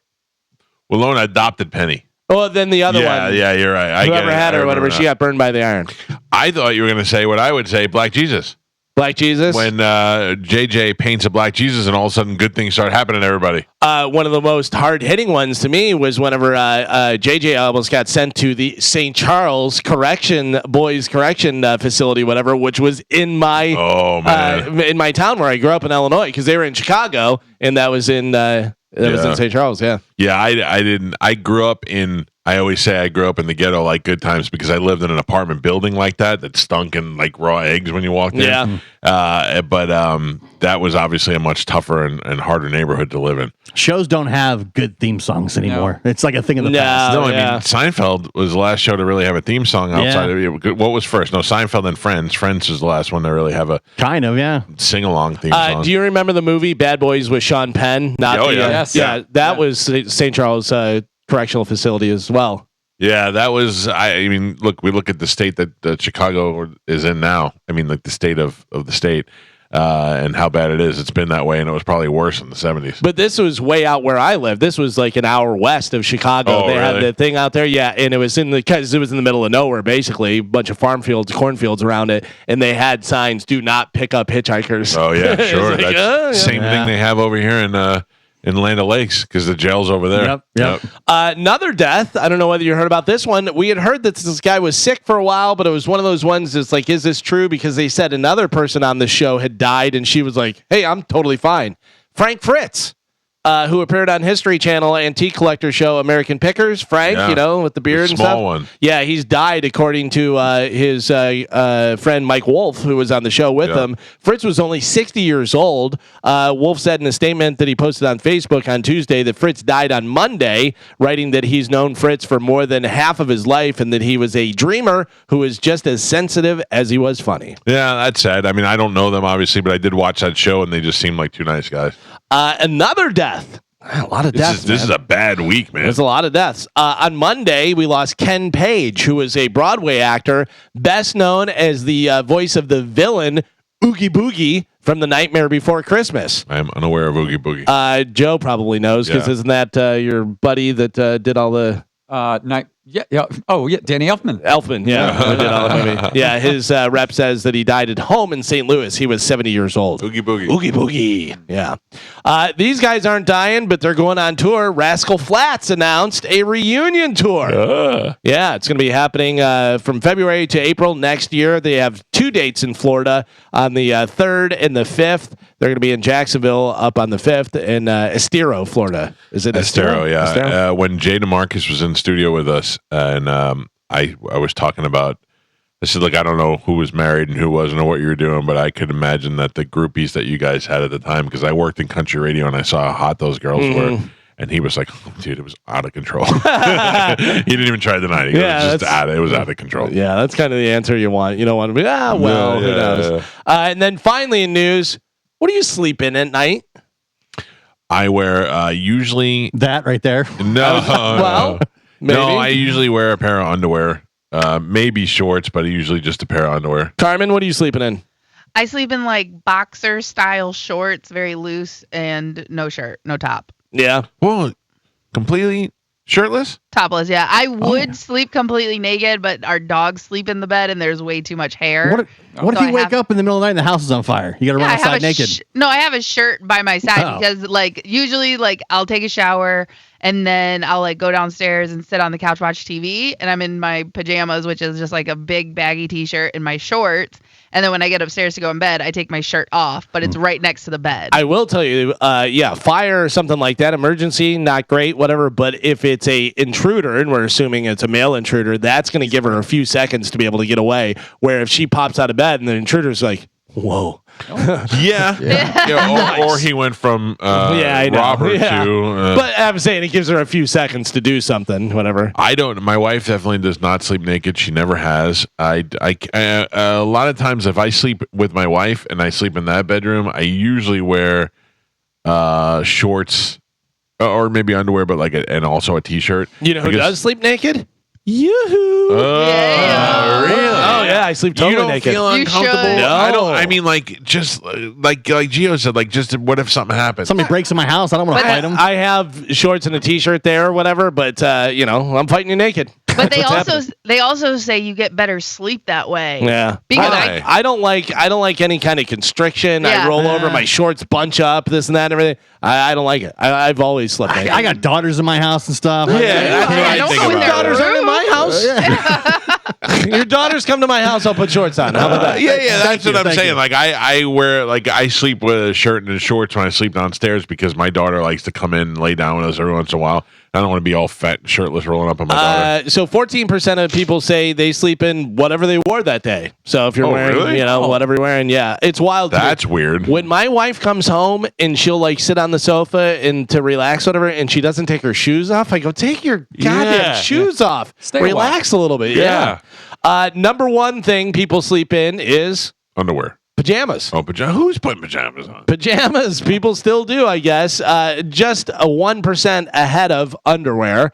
Number 3 is whatever you wore that day. Number 4 is me, naked. And number 5 is Carmen, shirtless. No top, but not totally in the bottom. I like that. Yeah. I do. But my wife would never get any sleep. Yeah. If I get to see it all the time, I'd be like, ooh. I guess.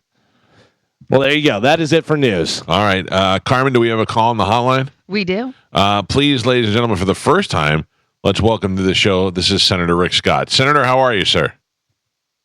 Good morning. Thank you for what you're doing to help people that got impacted by this horrible hurricane. Yeah. There's a lot of families. I've been up and down the coast. It's unbelievable the amount of water that came in. Where were you for Hurricane Andrew? So on Wednesday I went from Destin down along the coast, and I think I stayed the night in Ocala. Then on Thursday I was in Pasco and I think Levy. So I think I stayed Thursday night in Ocala. Well, I'm sorry. I meant Hurricane Andrew, the one that was prior to this, was probably the biggest hurricane that we had. Yeah. I was wondering. Andrew. Yeah. Andrew in '92. I had hospitals in Miami. I had to evacuate 2 hospitals. Ian, when Ian hit, I was in DC and came down as soon as it hit. And then that was 2 years ago. And so this one I've traveled the state every day, and starting last Wednesday. Yeah, the reason why I asked is because that was my first hurricane that I went through down here was Andrew. I was in Miami at the time when that hit, and then I hadn't seen devastation like that. I mean, we saw the one in Fort Myers and what it did there, but I hadn't really seen the places just get decimated like the beaches have here, and these poor people that have lost their entire homes. I fortunately haven't seen that. I'm sure you have traveling the whole state, but it hasn't been that bad for me since Andrew. And I still can't get over some of the damage that we've suffered down in the beach areas. Like in '92 with Andrew, I had 500 employees without homes. It's crazy. But if you take Irma in 2017, if you go from Big Pine to Cudjoe Key, there's 9 foot of storm surge. If you had a 1-story house, everything that wasn't tied down came in and came out. I mean, debris everywhere. Wow. And then if you look at Michael in 18, if you're at Mexico Beach, they picked up houses. Because they had over 10 foot of storm surge there. I mean, if you get 6 foot of storm surge, it's going to kill you. Yeah. Have you been to Steenhatchee? Remember Roy's? Have you been to Roy's up in Steenhatchee? The whole building's gone. Oh, that's insane. And they got it's 7 foot of storm surge a half a mile in. Punta Gorda, I was at yesterday. They had 2 feet of storm surge in the water in downtown, which is over a half a mile from their river. Wow. That is. But Pinellas is like all the Barry Islands of Pinellas, St. Pete Beach. I mean, I was out there with Sheriff Belterry. It was horrible. These people had never ever seen, especially all the 1-stories. Thank God for all these first responders who rescued all these people. Golly. Yeah, I tell you what, as the leader of the state, you got to be one of the leaders. You got to be super proud of the first responders. I mean, these people who are going above and beyond to do their jobs. But also, I have to tell you, as somebody who's a senator or the governor, how you guys approach this the state is so big, and to have to be responsible for each of these counties and each of these areas that are all affected horribly, but in different ways, that's got to be very tiring for you. No, because we want to help people, but here's the way it really works. First off, the most important person in a hurricane is you and your decision. Okay, are you going to get out of harm's way? Are you going to prepare your house or your business? So you're the most important person. Yeah. Then after that, it's our locals, it's our sheriff's department, police departments, all of our emergency responders. They keep people safe. And then the next is, what can the state do? The state has a great emergency management team, and we fund the local emergency management centers from the state dollars, not all of it, some of it's local dollars. And then at the last is FEMA, SBA. So what FEMA does, they don't have first responders. Everybody acts like, well, where's FEMA? Well, FEMA doesn't have a whole bunch of employees. What they have is they contract, and here's what they primarily do. They primarily give you individual assistance if you're out of your house for, because you lost your house. SBA, they do interest-free loan. They have an interest-free loan program for homeowners and for businesses. Then the Department of Ag, which they're not doing a great job, in my opinion, ever since Ian. But what they're supposed to do is help our farmers. They're not being very helpful, but that's what they're supposed to do. So I've been trying to get them to give us a block grant and let the State Department of Ag, which under Wilson Simpson, I know would do a great job of getting the federal dollars out. But that's how the response works. And FEMA only responds to what the governor requests. So if the governor doesn't ask for something, FEMA doesn't do it. Right. And then FEMA has limitations. So they help pay for things like debris cleanup, sheltering, and stuff like that. Now you have to follow the rules. They pay for extra law enforcement, not all of it, but they pay for this as a partner with the state and local government. Okay. And do you think that we're learning a lot as governor? I can tell you that. I didn't know anything about this before I became governor. Do you think that we're going to these people who are depending on it are going to have a hard time with the insurance companies and collecting on the money that they're due now after the disaster? Well, first off, they shouldn't. I know the CFO, Jimmy Petronas, what he typically does is he opens up insurance centers around the state where a homeowner can meet with the insurance company close to where they live. So he'll get the insurance companies to open up, and then the property insurance is a state issue, but Jimmy does a really good job of trying to get the insurance companies to be responsive. Now, if you the first person I would call Jimmy Petronas' office because he does a good job of this. But I've got 9 offices in the state, and I've got an office in D.C. So if you call one of our offices, whether it's a state or federal issue or local issue, we're going to try to help you. So we don't control property insurance. We do work. The flood insurance is a national program, so we do work on that. But we'll help you with any issue you're dealing with. I've got a great team of people all around the state, and so they're working their tail off right now. So, but the other part of it, which I think something you're doing, is there's a lot of not-for-profits that come down to Red Cross, the Salvation Army. I know Senator Jay Collins has got a not-for-profit that's feeding people right now, and there's others. There's a lot of Baptist groups that come and help. There's the Cajun Navy comes and helps rescue people. There's a lot of not-for-profits that I was at Feeding Tampa Bay the other day. Yep. And my grandsons were also volunteering that day there. So they do an unbelievable job. When this happens, what's going to happen? You lost your power.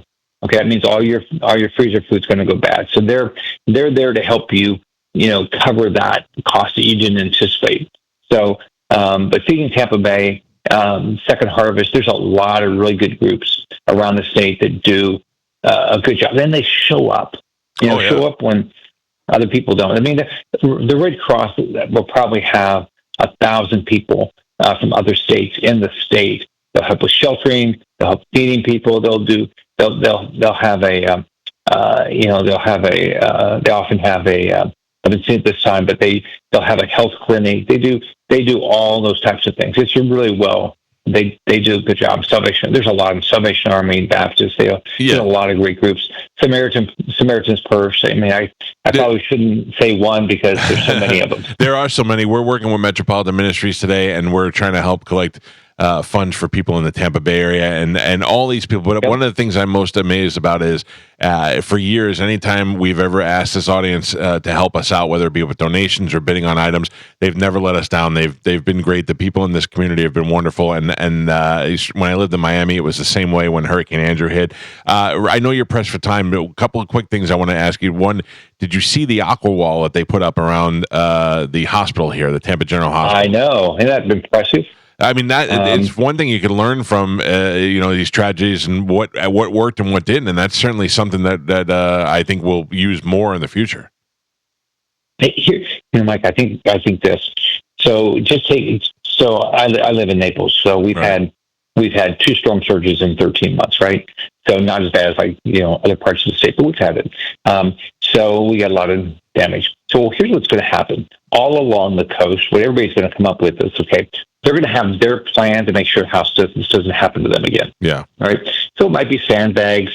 When I was at Anna Maria Island 2-3 days ago. This one lady showed me, they have this barrier, and she said it worked, except the water came from under the house somehow. But you'll figure it out. We're all going to figure this stuff out. Yeah. And I think insurance companies, if they're smart, they're going to give people a break if they figured out something to prevent the damage. And we're all going to be creative because it starts with us. Yeah. But the insurance companies have got to do their job.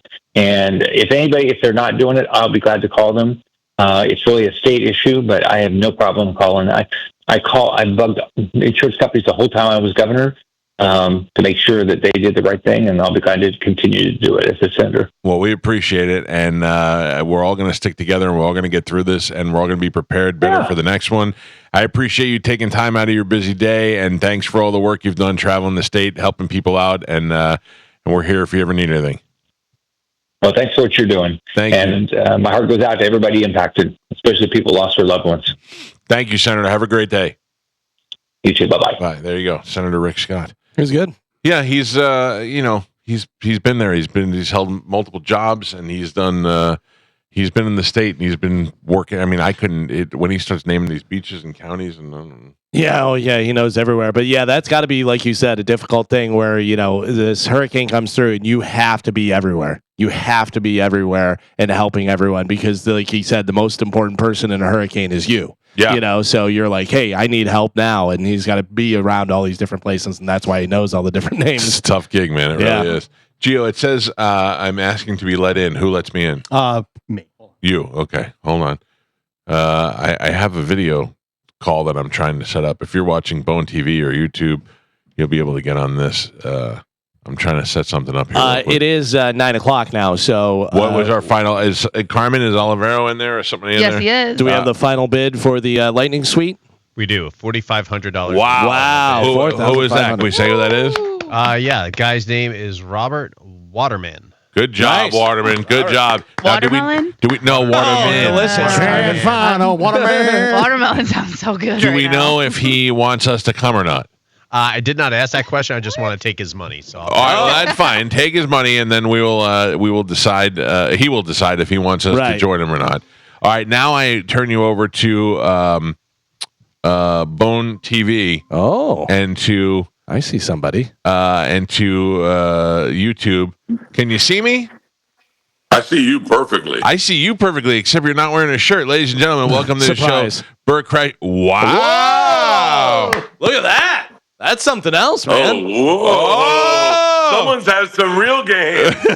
Hey, Bert, I have a compliment for you and me at the same time. I was doing a video and I was wearing a tank top, and some guy wrote to me and he goes, "Whoa, are you on Bert Kreischer's trap workout?" I was like, "Oh yeah, I like it." Are you really up working out, or are you just standing in the gym shirtless? No, I'm up. I got a call from my mom, and she goes, "Well, I did." She is so casual. I did radio this morning, 10 minutes. It wasn't that long. I was like, Mom, just, 10 minutes is very long. Yeah. In radio time, that's a lot. She's made it longer than most comedians make it on this show. Yeah. Yeah. I'm dying to hear what she said on the show because that woman's unhinged. So I asked to call her this morning because we're doing a radiothon today where we're collecting money the whole day for Metropolitan Ministries after the devastation of the hurricane. And I found out that your mom worked at Metropolitan Ministries and dealt with the kids. And I think, to me, because I know you're a crier, I'm not a crier. In fact, sometimes I think I'm dead inside. But when I think about the kids and, these kids are mostly kids of homeless people and kids who don't know where their next meal is coming from. And like your mom discussed this morning, kids who have no foundation. And Metropolitan Ministries has been there to give them that foundation to stop that cycle of it going on. Anyway, when I found out your mom was there and we're doing this big fundraiser for Metropolitan Ministries, I wanted to reach out to her today. And then we just auctioned off a lightning suite. We're doing a party in a suite Thursday the 17th, and the suite went for $4,500. We auctioned off Metallica tickets that went for a couple of $1,000s. So we're raising money, and on top of that, we're taking donations. And I honestly wanted to reach out to you. I consider you to be Tampa's favorite son. Certainly right now, I would say up until you, it was Hulk Hogan. And then after Hulk Hogan, think about it, because he was the most famous person to come from Tampa. And now I think you have become that most famous person to come from Tampa. And I also know, I said this to your mom today, the one thing about Bert that I think that as a parent I'd love to see in my kids is your love of life. Ever since I knew you, before you were rich, before you were famous, you just want to do stuff. You just love stuff. You want to see stuff. And I think people appreciate that about you. You're still impressed by things. And our listeners love you. The area loves you. And you have made memories at the beaches. You've been out here partying. You went to school here. You went to high school here. You should be the guy that does something for Tampa Bay to help raise money to help these people out. And I know you would, but I don't think anybody's bothered to ask you. So I wanted to see, I don't know what your schedule is like, if we can possibly maybe do a show, maybe set up a show where we have you come in and do a comedy show and we raise money and give the money to charity. And I figured you would be down with that. Yeah, I'm in. That's a no-brainer. I can make that happen. But we have to do it soon because we have, these people are really hurting, and there's a lot of people that need to be taken care of. And I don't know what the process is. I know you have agents. I know you have managers. But we have good friends with people in theaters. We have Ruth Eckerd Hall. We have the Mahaffey Theater where you shot your special. I mean, there's a bunch of people here that are right in the heart of things that I'm sure we can work with to bring you here for a show. And I guarantee you these shows would sell out. Okay. I mean, listen, man, I'm in. I'm in 100%. You know me, old school Bert, 100%. 100% really only means about 87% with Bert, but that's pretty good. That's a pretty good percentage. No, I've been getting texts and seeing on people's Instagram.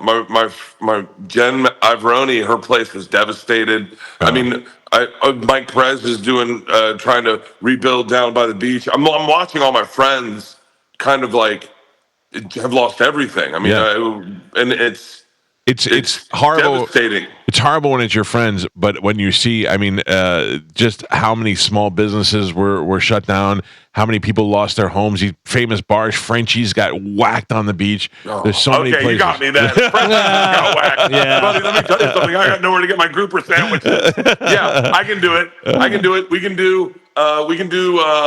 I guarantee you I can get Saturday night next week. I guarantee I can. Okay. All I need to do. Saturday night next week. I'll reach out.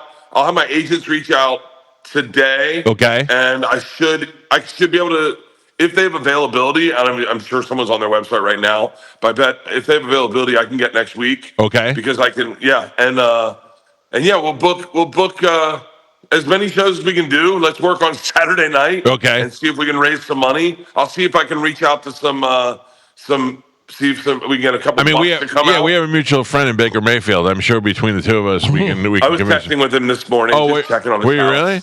Yeah, I was. At 6 o'clock in the morning. That's rude. He likes to sleep late on his days off. It was a late night text. I went and it's Sober October, so I was white knuckling it last night. Are you still doing that? You started? I am still doing it. I don't know why. And now it's got OCD in me. So, hey, listen, here's the beauty. You don't know this, but I know that if I get into a flight and do something good for my friends in Tampa, my wife will get on the flight and she'll go, you know what? Sober October doesn't work this weekend. I want you to have fun. You're doing the right thing. Do you remember the first Sober October you came on the cruise with us? Buddy? That had to be the hardest thing. And that was when Rogan hadn't even really taken off yet. You were like, it's me, Rogan, Ari, we're all doing Sober October, and I was drinking. I go, hey, we're on the cruise. Nobody's going to know. And you're like, no, I have to do it. Oh, God. Yes. So I think I'm going to smoke weed this month. I know there's no way I can do stone sober. I'm not a Mormon. Now, are you growing weed on the other side of that wall? Outside? No, it's over at the office. Oh, and I don't smoke weed. I don't grow it. I don't know, but why are there different types of, like, you growing the different strands? I wish I had that answer. I don't know. We planted all the same things and they all just came out different. Oh, really? All right. That's hilarious. Have you smoked your own weed yet? I have not. We're just drying it today. Today we're drying it, and then it will dry for 10 days, and then it will cure for 4 days, and then we can smoke it. Okay. All right. Are you nervous about that, or are you like, oh... No, I'm dying to smoke it. I know, because I know where we got it from, and those guys' weed is like through the roof. It's in Humboldt County. It's called Huckleberry Farms and Ridgeline, and it's high-end weed. And they're also growing the same type of plants, but they're growing a ton of it and then giving it to me. Oh, wow. So I'll just have what a you bunch need to give out. Yeah. All right, good. I don't smoke a lot, but I would smoke with you. Okay, I'll bring weed next week. All right. You gave me a candy bar when I was at your house that had mushrooms in it, and you were like, eat 2 squares. No, eat 1 square. Eat 2 squares. And I went, I'm not eating any of these squares. I don't know what to take now. I'm just going to be seeing the devil in the mirror. I don't want to do that. Yeah, that's why I'm doing like a California Sober October. Right. I can't. I went to a concert last night. I'm like, there's no way I'm not smoking weed. This is ridiculous. Who'd you see? Goose. Oh, you love Goose. Good, yeah. They were on a cruise, weren't they? So funny. They hit me up, and they were like, I was on a boat with Ari in Vegas, and they hit me up and they're like, yo, we're gonna do a private show in LA. Do you have any interest in singing a song? And I was like, I'm not gonna know any of the words to their songs, like the full lyrics. I sing them in my car. Yeah. Like I'm a grown up. Yeah. And so I was like, absolutely not. I just want to come to the show and have a good time. And they're like, great. And then Will Forte gets on stage last night and bangs out a song. I'm like, I'm such a fool. Could have been you. Hey, what do they call those muscles behind your back here? What is it? Traps, yeah. Your traps are unbelievable. Yeah, look at them. Oh, yeah, there you go. Bulldog. You look like Brock Lesnar. Dude, I'm excited. I'm going to call my agents. I'm going to line it up. I'm almost certain we can get next week. It's got to be soon. So I will find a venue.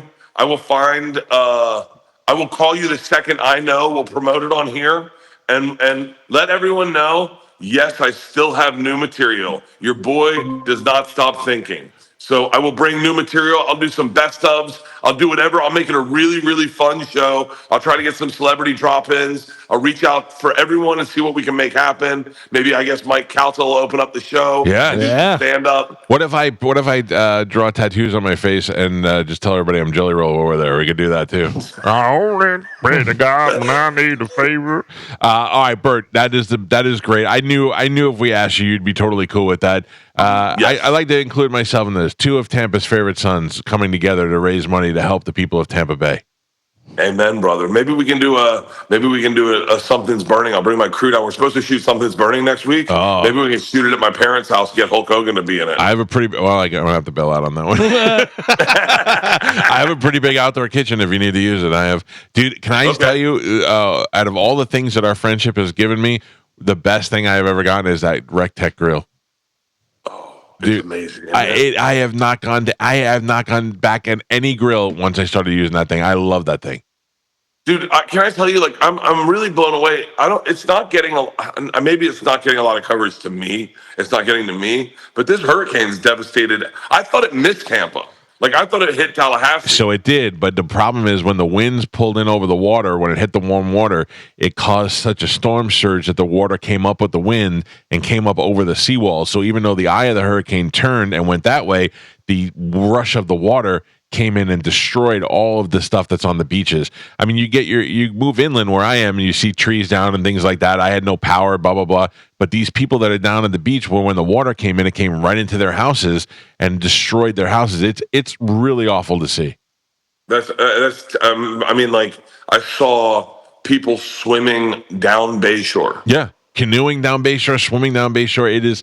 It's awful. I don't know why people would swim. That's poop water is what it becomes at that point. It's just gross. Yeah, I don't understand that. Bert, in all seriousness, you agreeing to do this and come on down here, if we do one show, that one show could raise $100,000. If we do more than one show, depending on what sells and what your availability is and blah, blah, blah. I mean, we literally could raise hundreds of thousands of dollars. I think that's very cool of you. Yeah, let's do it. It won't be. It's not a problem on my end. I am free next weekend, and I'm gonna get on it right now and call my agents and see what they can get. All right. And I will let you know the second I know. We'll put them on sale. I'll come on as soon as we find out. I'll come on the show. We'll promote it, and then all I need is listen. Here's the deal. Everyone just spread the word because we need this word to go as far as Orlando. Yep. So people are coming out, and so people are coming out all over the state to support the state. Yep. And I'm doing it not just because I grew up in Tampa, but St. Pete's in trouble, Clearwater's in trouble. Like there's a lot of places. That whole Tampa Bay area is what we want to help, and we need to help just a little we need people from driving up from Sarasota. Yeah, I guarantee we get the Sarasota, Bradenton, those South, even the Fort Myers people. We reach a lot of people in this audience. They know you. Someone find someone in Thenona Sassa, okay? We need Thenona Sassa. And Perry. We need somebody from Perry. All the places that you never go to, but you see on signs. You can finally say you're from Tampa. You can finally say you're from Tampa. Rabonia. You know what came up in my memories the other day? When we were on the cruise and we all sang, "On the Leto deck." All right, Bert, I'll let you go back to work out. Thank you so much. Tell your mom again I said thank you, and we'll be in touch this week. See you, pal. I love you, buddy. I love you. I'll call you later today. All right, see you, buddy. There you go. Bert Kreischer, Tampa's favorite son. That's awesome. Coming in to do a show. We'll have those details. And we will. I mean, that'll help raise a ton of money. Oh, for sure. That'll raise a ton of money. I wonder if any of our other comedian friends want to come in and be on that show. Maybe. You know who does really well down here? I know a bunch of people. This guy. Just put things out there. I believe there was another phone call during that phone call. Yes. I don't know if you have. What is that phone call? We have a special guest on the hotline. You want to take it? Yeah, who is it? It is Tim Marks. Tim Marks from Metropolitan Ministries. Correct. Tim, how are you, buddy? I am good, and I've never been on a hotline before, so I know there's some folks disappointed out there that it's me, but I got some really amazing, wonderful news, and I just want to love on you, Mike, and the whole Cox Communications team. You know, anything good happens over there, it's Melanie Martin's name's all over it, but you guys care about this community like no one else, and we got some others that want to jump on board. All right, we're always here to help out, and I know the power and the reach of Metropolitan Ministries. We're happy to work with you, and we're in addition to trying to do some fundraising through auctioning off items and talking to Bert about doing a show and all this stuff. We are taking donations from our listening audience, and I have no idea how that is going so far because we've been in here, but I assume it's going well because these guys never let us down. Well, it's a great community of care. Your loyal listeners make a difference and are making a difference today. And we have some amazing partners that want to come on board and match the gifts that have been given already. Wow. And encourage others that can give to know that their gift is going to be matched. We have the Furman family stepping up to help match the Morgan family from the Morgan Automotive Group. Pig Jig, another great nonprofit, great place to have a good time, is stepping up with all these partners right now. We are happy to announce, more than happy, thrilled, that we have a $300,000 triple match. Whoa! Wow! That is awesome. Fantastic. That's unbelievable. Holy cow. Yeah, it really is. And I was getting late night texts and stuff. We were getting some rumblings this might happen. You have the Lightning step up first. You have the Glazer with Mr. Vinnick. You have the Glazer step up with the Bucks. You have the Rays, and now you're seeing other partners step up. Tico just said we're in for $100,000 to help people with their utility payments. So when you go to the website and you click on the link, you're going to see what we're going to do. You're going to also have there's a button there. If you need help or know someone that needs help, they can click it so we can start getting these funds. And I was listening to the previous conversation. This is going to be an elongated event, especially for those folks that are in the hospitality industry. They maybe didn't live on the water, but they've lost their job and their livelihood. And so we need to be here for each other in Tampa Bay, and appreciate you all stepping up to get this out and get the word out to as many people as we can with the power of your voice and others. We're going to make a difference together. Well, I'm happy to do it. You're just not to make a long story short. Years and years ago, my brother's wife was killed in a car accident, and they were a young couple. And the second day after it happened, strangers started showing up and bringing my brother food to his house so that he didn't, he didn't have to cook and didn't have to worry about food. And I never saw anything like that before. And ever since that time, I have seen this community come together like this for everything. So I never have a doubt when we have to ask our listeners for some sort of help or some sort of tragedy or emergency that they'll be there for us. So I know that obviously the great news you brought us, our listening audience, more of these items that we're auctioning off, we're going to get together and we're going to make a big ton of money for this. Now with Bert stepping up and Bert doing shows here, that's going to bring in a buttload more money. And it really shows that we can come together as a community and help out. And thank you for everything you do, and a happy belated birthday to you. Yeah, very good. Thank you so much. I appreciate it. We're going to work hard to help everybody through the physical storms of life as well as the other storms that people face each and every day. We're here for this community, and we can't get anything done without the community. So thank you again. Awesome. Thank you. Tim Marks, Metropolitan Ministries. That's Have awesome. a great day, buddy. There you go. Carmen, I would imagine we must take a break. Yeah, pretty big one. All right, we're definitely going over today. Yeah. We'll probably go to 11, and I have more auction items, so we'll tell you about that when we come back. It's the Mike Calta Show. This is 102.5 The Bone. Morning, good morning, good morning. What's up, buddy? Core 4. Core 4. Okay, so here's the deal. We're going to run over today. We do have to play some commercials before the top of the hour, so we're going to have to announce the last item for this hour, and then probably have to take another break, but then we'll come back. Okay? All right. I want to let everybody know that Saturday is B&T Day at Shark Coast Tactical. The crew from B&T will be at the shop answering all of your questions. B&T makes some of the world's most advanced suppressors, and they are some of the hottest suppressors on the market. The B&T team have only been to Shark Coast one other time since the shop opened, and now it's a chance to stop by this awesome event with some of the coolest suppressor systems that I've ever seen. The crew from B&T are going to be giving away 2 suppressors for free at the event, and Will is going to be there raffling off a decked-out GHM9. You need to make sure you're there so you can enter to win. It's happening on Saturday, October 5th. There'll be tons of prizes, killer giveaways, and special offers. The shop is open, slinging freedom from 10 to 6 daily, closed on Sunday, but open online 24/7 at sharkcoasttactical.com. They are located on Bee Ridge Road in Sarasota. Check them out on social media and tell them you heard about it on the Mike Calta Show.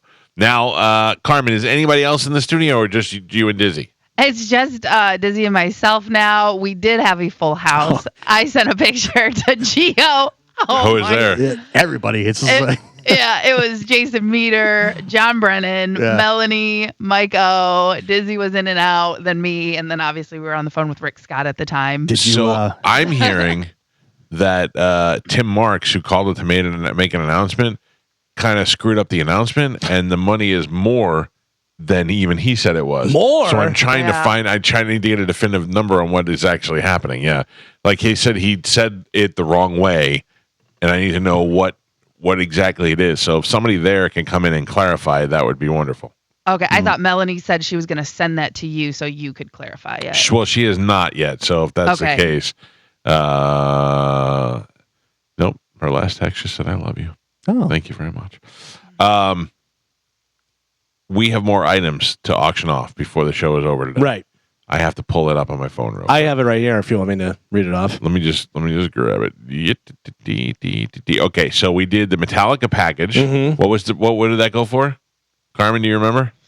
$225. Yeah, it was 2,000 and change. Yes. Then we did the Lightning Suite with or without the Mike Calta Show. Mm-hmm. That was $4,500. $4,500. I know that one. To be determined. No. Yeah. Well, well, who's there? And now our final one for this hour, because I got a bunch of stuff.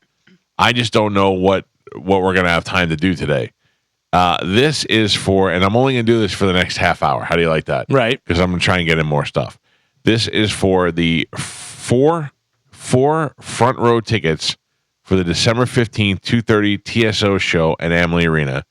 You're going to get 4 front row tickets for the December 15th, 2:30 show at TSO. If you've never seen the Trans-Siberian Orchestra, first of all, it's a great thing to do for Christmas time. It's a big storytelling.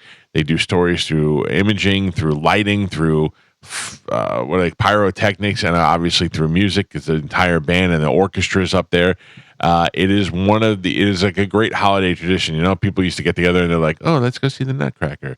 This is the Nutcracker for cool people. This is TSO, the Lost Christmas Eve tour. Yes, that's what it is. And it is coming here close to Christmas this year. Sometimes it's coming November before, and it doesn't seem as much fun because it's not.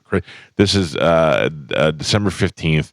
And it's an afternoon show, so you can bring kids, you can bring old people, you bring whoever you want. You get 4 tickets to see it from the front row.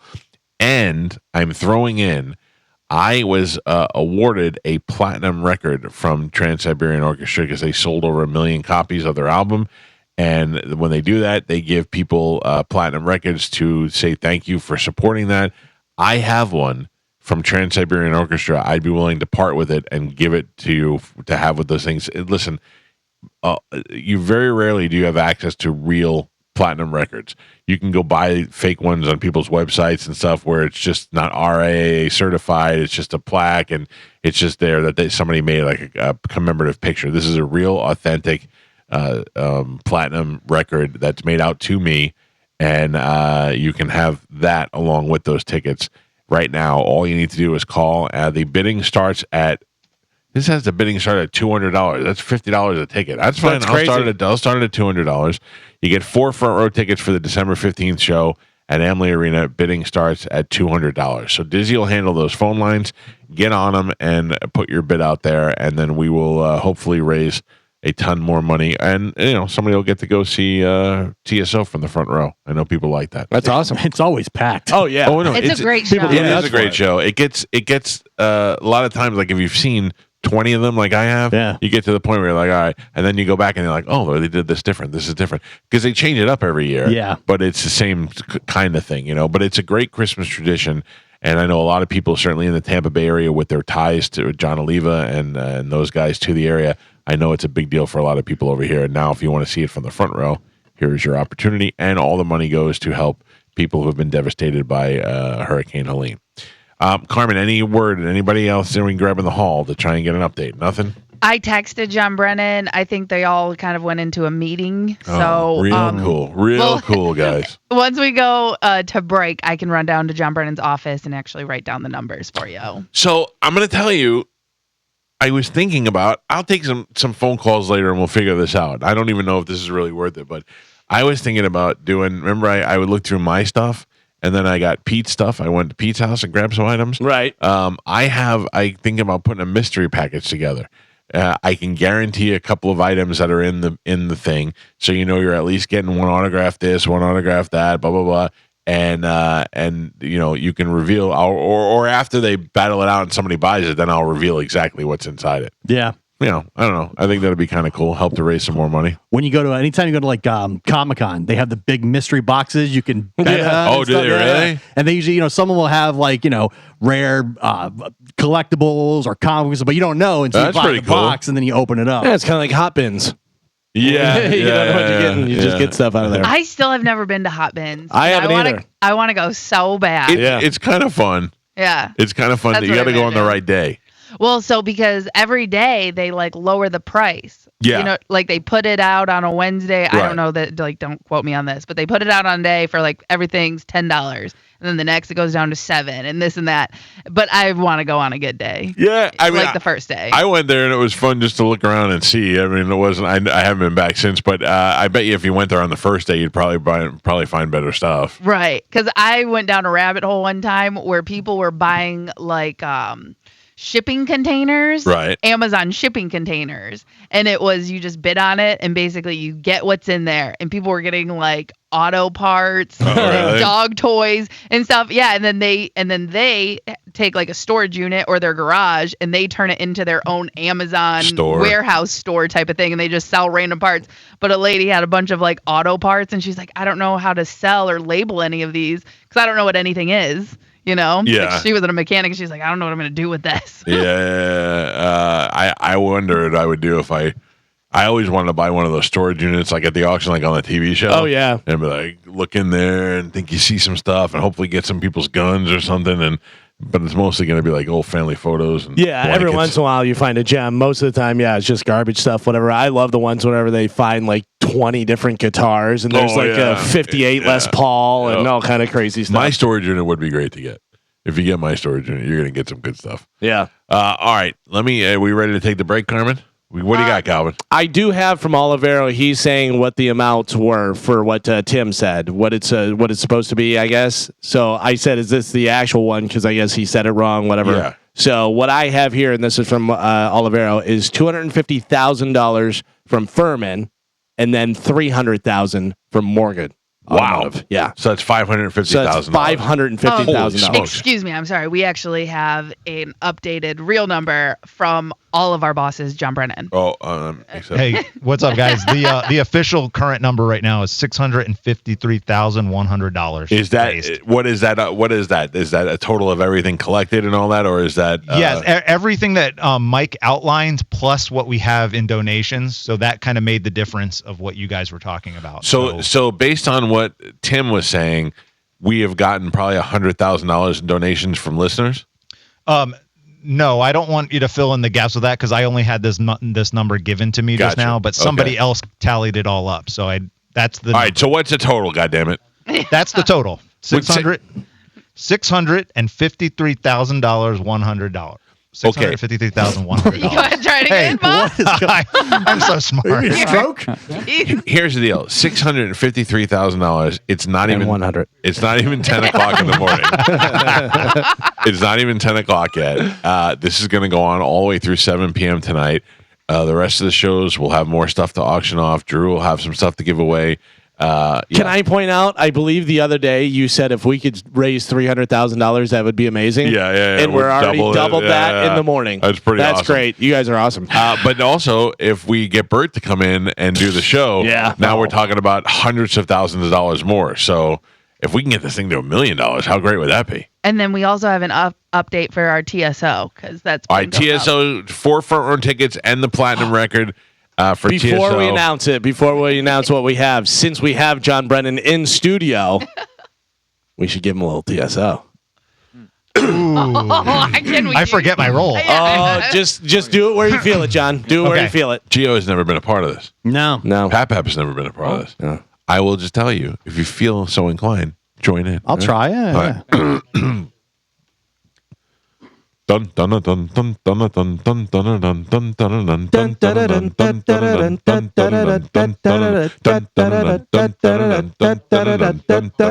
ding dong, ding dong.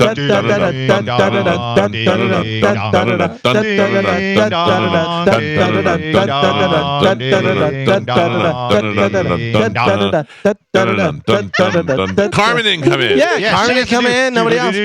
No, that was your part. No. I've always been ding dong. No, that's not true.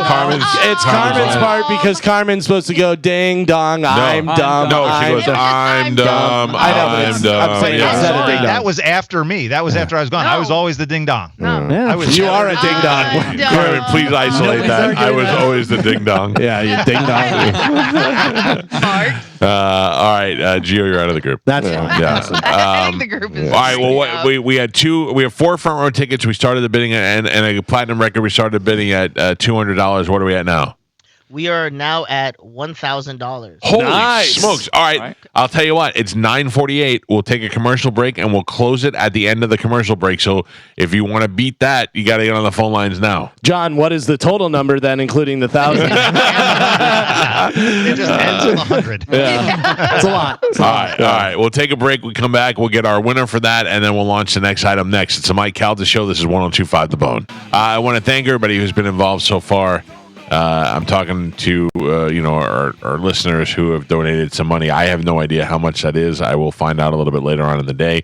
But John Brennan finally texted me a number, even after he screwed up the numbers that he sent you. He screwed up a number that he sent me, and then he sent it again. The last one was $643,100. Nice. That is what we had. We're sticking with that $100. Well, right? yeah, as far as we know. Look at you. You said it like a normal human too.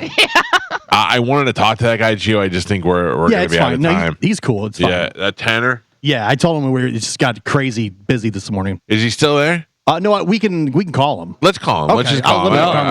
Now we're in. Yeah, because he's actually a good story, and he's somebody who did some good stuff, and I'd like to. Hold on, I'm trying to pull up the stuff here. Tanner Rice, is that his name? Yes. Tanner Rice. He's a guy who. Who's yelling? Who's so loud in the background? Dizzy. I'll shut my mic off. Don't worry. Oh my God. Tanner is a guy who. Well, I'll tell you when he gets on. I got to sing Carmen's number. Yeah, Gio is sending you the phone number. Where are we at with the TSO? Are we done with that now? I said I would be done by the time we came. Hello. My God. Dizzy, where are we at with the TSO? What was the final number? We are at $1,100 for the TSO test. All right, and that's the final number I have. If you look over my shoulder, can you see that, Joe? Yes, I can. That is the I went and got the platinum record for nice. the TSO. That is the one that's going to go with the tickets. That's $1,100. You get to have that. I forgot it was old school. It's made out the cowhead. Oh yeah, that's funny. It's it says to presented a cowhead to commemorate over 2 million copies of the Lost Christmas Eve. So there you go. You get that now with your TSO front row tickets. Thank you to do we know the guy's name or woman's name that made the donation? Yes, sir. It is John Singa. John, very good job, very nice, John. Thank you. You're John. a good human being. Let me know when Tanner is on the phone and we'll talk to him. What do we got on line one? Is that Carmen or is that something I need to go to? That's Carmen. Okay, good. All right, we're back in action. If you want to get through, 800-771-1025 are the phone numbers. You can reach us. Now, it's so funny, Gio. This guy's name is Tanner Rice. And when you first pull it up, in fact, is that Tanner on line one? Yes, it is. Tanner, how are you, buddy? It is. How are you guys? How are you doing? Hey, guys. Thanks for reaching out. Yeah, dude. So one of the women that we work with sent me this story the other day. And so I'm going to go through it and tell me if I got it right or wrong. So what beach, what area were you in? So I live out on Indian Rocks Beach. I've been out here for about 7 years now. But I'm born and raised in this area. Okay, and it floods out in the area, and you initially went out there and went kayaking down to check out the damage, right?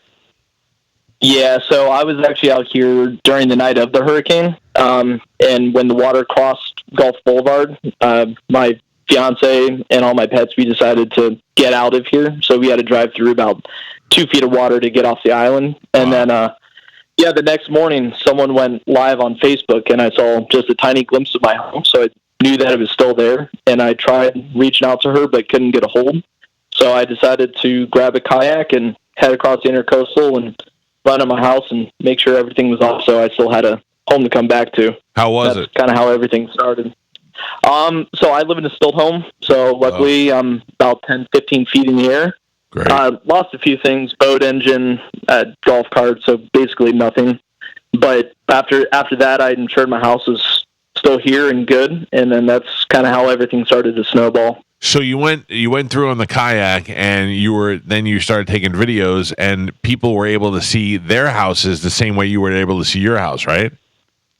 Yeah, so luckily, thankfully, I brought my electric bikes upstairs, so they did not catch on fire or any damage to that. Smart. So I brought my kayak to a random person that I saw on the Intercoastal on Indian Rocks Beach, left it at his house, ran over to my house, checked everything out, grabbed my bike from upstairs, and started going live on Facebook. And I went from everywhere from Indian Shores to all the way up through 27th, which is our last Ave, and every road in between. So I think I recorded the entire island, about six hours of live footage just going through people's houses. And the reason why that's so significant is because a lot of these people couldn't get back into their neighborhoods. They couldn't get cars down there. They weren't allowed to go down there, whatever the case was, where they're still flooded out. And Tanner, by going down the street and up and down each one of these, each person was able to go on the video and scroll back and be able to check on their house like he was able to go check on his house. And I would imagine that brought relief to tons of people.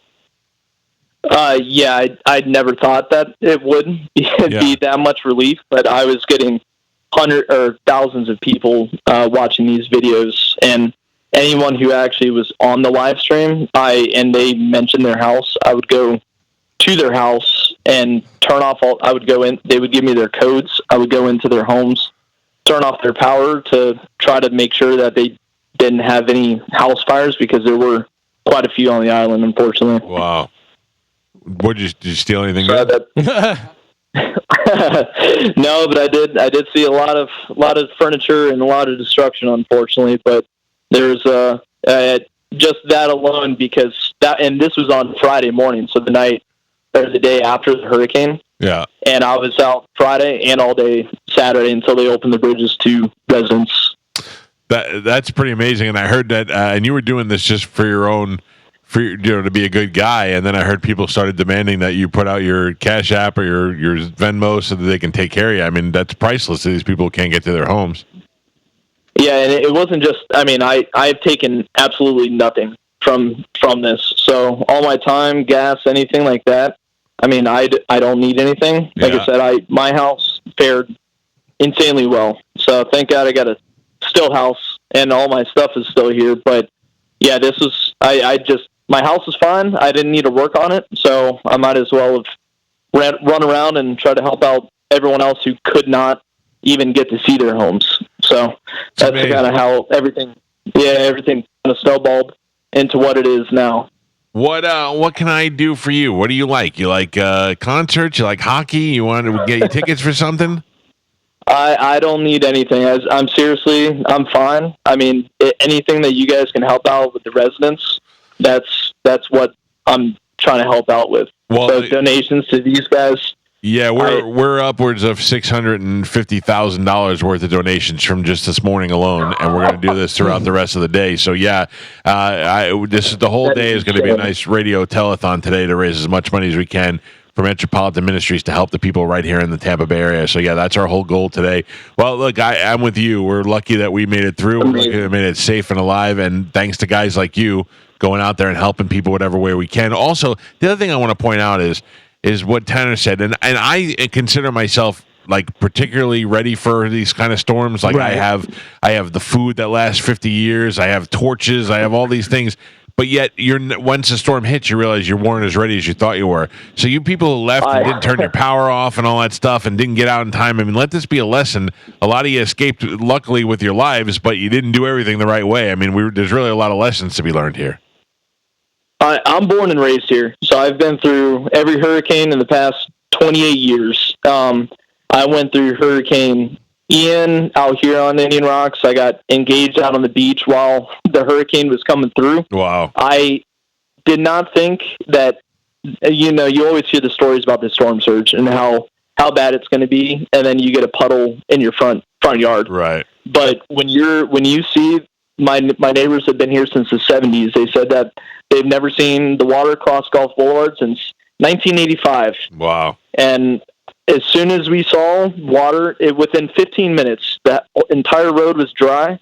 In 15 minutes, it was covered in a foot of water. And that's when we decided we screwed up and we need to leave as soon as possible, or else this can get really out of hand and we don't want to be trapped here with our pets. We thought that we could, but where did you go? And I'm glad we did. We have family.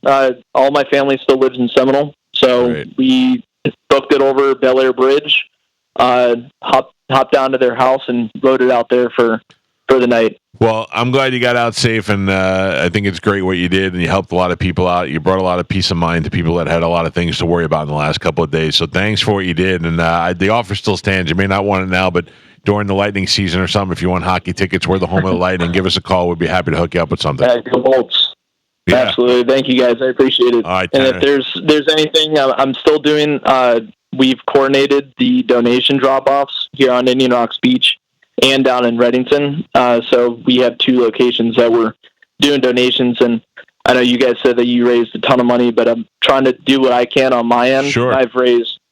We've raised well over 10,000 just on my personal Venmo and Sarah Salt's Venmo. And I'm getting donations from Atlanta. I'm having some guy come down with 100 box fans, hopefully like 100 dehumidifiers, hundreds of totes, just to try to do something just in our little 2-mile stake of the beach here. Good. Start right at your own home. Start taking care of the people around you. Good job, my man. You're a good kid. Yes, sir. Hey, I appreciate you guys, and if there's anything I can do to help out, I will. Sounds good. Thank you, Tanner. Appreciate it. All right, good luck with everything, guys. Thank you. What a good kid. I'd have been like, no, I don't want anything, but who doesn't want to put money in my Venmo? I mean, people are asking for it. There's a couple of bucks. Well, that's great. Good for him. All right, Carmen. Yes. You there? What's on? Do I need? I saw the phone lines ringing. Do I need to grab anything? I just can't see anything. So No, you're fine. That's Dizzy's on it right now. Okay. So Dizzy's taking those. we have another item. Should I give that item away now? Sure. Yeah, I'm not giving it away. Yeah, I mean, it's next. Dizzy is the loudest little fat Mexican I've ever seen in my life. Yelling back there? It is insane. Remember when you thought I was loud? Yeah. I mean, yeah. geez. See, you should apologize for all the times you yelled at me. You got to teach him to, hey, this is Mike Calta Show. Nope. Yeah. I'm done. But doesn't he do this for Roger and JP? Doesn't he answer their phone? Yeah, and they yell at him all the time. What happened? We talking about me? Yes. Yeah, you big mouth. You are so loud. I'm loud? You're the loudest little fat Mexican I've ever seen. All right. They can hear you when the mics are off. Really? Yeah. I've never got complaints on Roger JP. Yes, I hear JP yell at you. No, I all meant the like this week. Oh,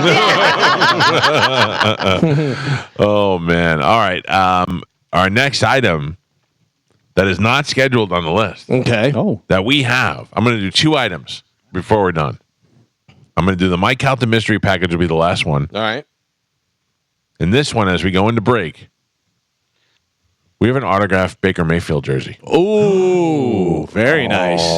I will tell you this. I don't have one. I don't have one. I would like one. You guys can bid on it. I would like one as well. I'm going to bid on it. I think Mike's going to outbid you, Jim. Yeah. I will open the bidding at $500. Oh, yeah. Yeah, well. Look, rich for my blood. But hey, every little bit counts. Mike. Yeah. Okay, I love this auction. I love this item. I think it's great. Yeah. Are you planning on going through the after show? I don't know why. Well, because after this, literally, we go from our closer to the after show opener, which there's no commercials. So I don't know what break. If you wanted me to combine, I'm just trying to figure that out. Oh, why we're running late is what you're saying? Oh, we are done with our show, but like I said, we haven't started the after show yet. So the after show is literally after our closer. We're going into the after show. But if you want, I just have to move some stuff. Oh, so we haven't ended our show officially yet. Correct. So we can end our show, but then she can put in some commercials and come back, right? Yes, let's do that. That's what you want to do? Okay. Yeah, so what I'll do is I'll put the Baker Mayfield jersey up for auction. I will start the bidding at $500. Okay. If you would like to outbid me. You said autographed, right? Oh, yeah, autographed. Yeah. Oh, sorry, it's an autographed Baker Mayfield jersey. And I would like that, so I will start the bidding. $500. If you want to outbid me, you can. If not, I'm happy to pay it. So 800-771-1025 are the phone numbers. 800-771-1025. We've only got Disney on the phone, so give us a second. If it's ringing, just let it ring. We'll get to you. We'll take a break. We'll come back. We'll come back with the after show, and we'll ride it out. I have one more item after this. It's a Mike Calta Show. This is 1025 The Bone. Dizzy, what is the count? The Baker Mayfield jersey. I opened the bid at $500. Gio just gave me something that I think would sweeten the pot a little bit. Not certainly that's going to get a whole lot more money, but it's going to be something that I think the winner will want, and that is the picture of Baker actually signing the jersey. That's cool. It's legit. Yeah, it's legit. We have the actual picture of him signing the jersey. Where are we at on that? So with your opening bid at $500, it has climbed all the way up to doubling that to $1,000. Right Come on, now. You're out. Nah. Loser. You want to go higher? You want to go higher? I will wanna get throw in a divorced. picture of myself with Baker moments after he signed the jersey as really to push it over the top. What a jerk. You can burn it. All right, so I'm going to give that another 4 minutes. If you want to top, what was it, $1,000? Yeah. Correct. If you want to top $1,000, 800-771-1025. Now, I'm going to do this again tomorrow, but this is something else that I got to do here.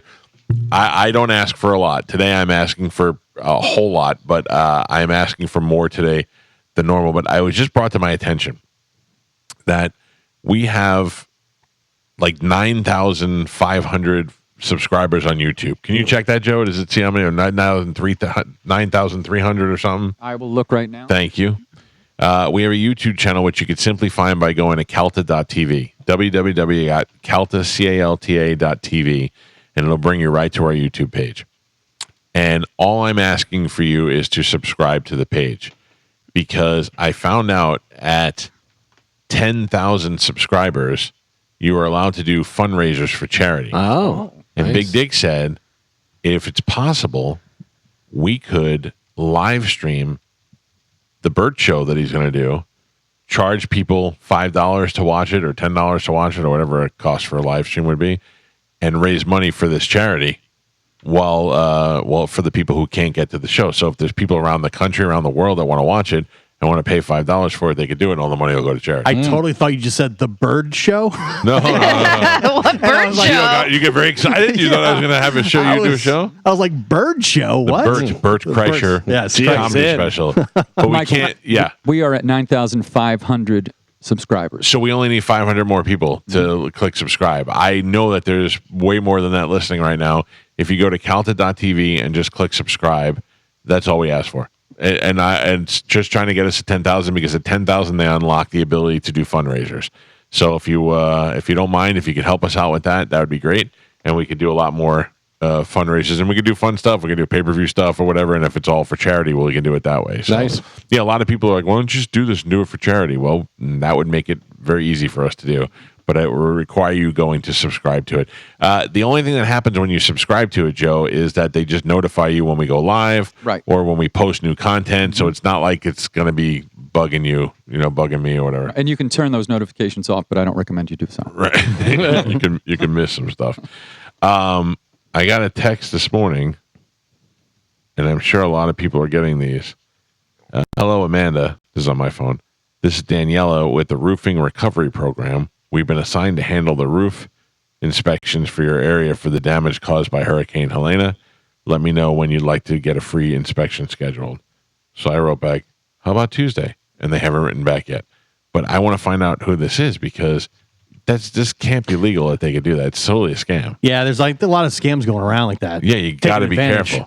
They were saying, I was reading an article how a lot of companies and scammers will swoop in after disasters to try and, from all over the place, to try and take advantage. Listen, I love a good scam. I love making money and get something going on. That's pretty good. Like something that doesn't hurt people, though. Yeah. You know what I mean? Like, you want to find a way to get 2 for 1 at Starbucks, that's okay. Did you know Starbucks gets free refills? Oh, yeah. What? Yeah. If you're in there? If you're in there, you get free refills as long as you paid with a gift card or your Starbucks app. They have to refill any drink that you want. What? Free refills. Interesting. Yeah. I follow this girl online, and she read the fine print, and she put it out there. Frappuccino it up then next time I'm there. I mean, if you're just going to spend a couple hours doing homework or whatever in a Starbucks, you might as well get your free refill. I always wonder why people sit in the Starbucks for homework on their laptops and stuff. I'd never walk up to the counter and be like, "Can I have my free refill?" Like, I get my haircut at Great Clips or Super Clips or whatever that place is called. Great Clips. And I go there, and when I check out, they go, "Here's your receipt. There's a coupon," and I go, "I'm good." And they're like, "You don't want the coupon?" I go, "I'm not going to save this from between now and the next time I get a haircut. There's no way I'll have it." I mean, I've met people at Starbucks before for like meetings and stuff. If I known I could top off with a roadie, right? Yeah. When I leave after the meeting, I'd do that. Or just go in there and take your coffee and have another container and pour your coffee in there, and then use the bathroom or whatever, and come back out and go, "Yeah, tell me off for the road there." It's not a bad idea. Next time they close, Yeah. 2 for 1. I got another text yesterday. It said, "Hey," I said, "Hey," They said, my name is Zoe. I'm 36 years old. What's your name? And I wrote back, Scabies Face. And she wrote, nice to meet you, Scabies. Oh, come on. Yes. Figure it out. I mean, is that hilarious or what? 10:31. 10:31. So the bid for the baker is over or no? I don't know. He just hung up the phone. What's our final bid, Dizzy? It's still the same. It's All right. $1,000. So that person, who was, do we have his name? Yes, Cliff Trump. Cliff Trump? Yep. Oh, hey. Wow. All right. Make America great again, Cliff. Cliff is the winner. Let's mark that. Nice. All right. That was Now I nice. have two more things. Okay.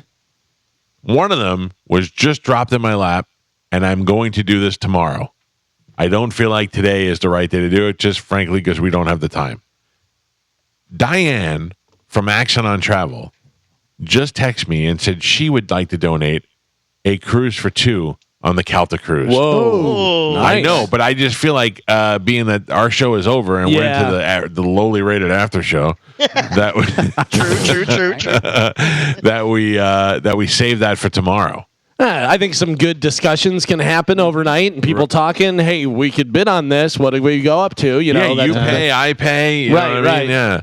And I have to think of, I'd be willing to sweeten the pot. We're probably going to do the land cruise the day before. Okay. So I would throw in tickets to the land cruise. Uh-huh.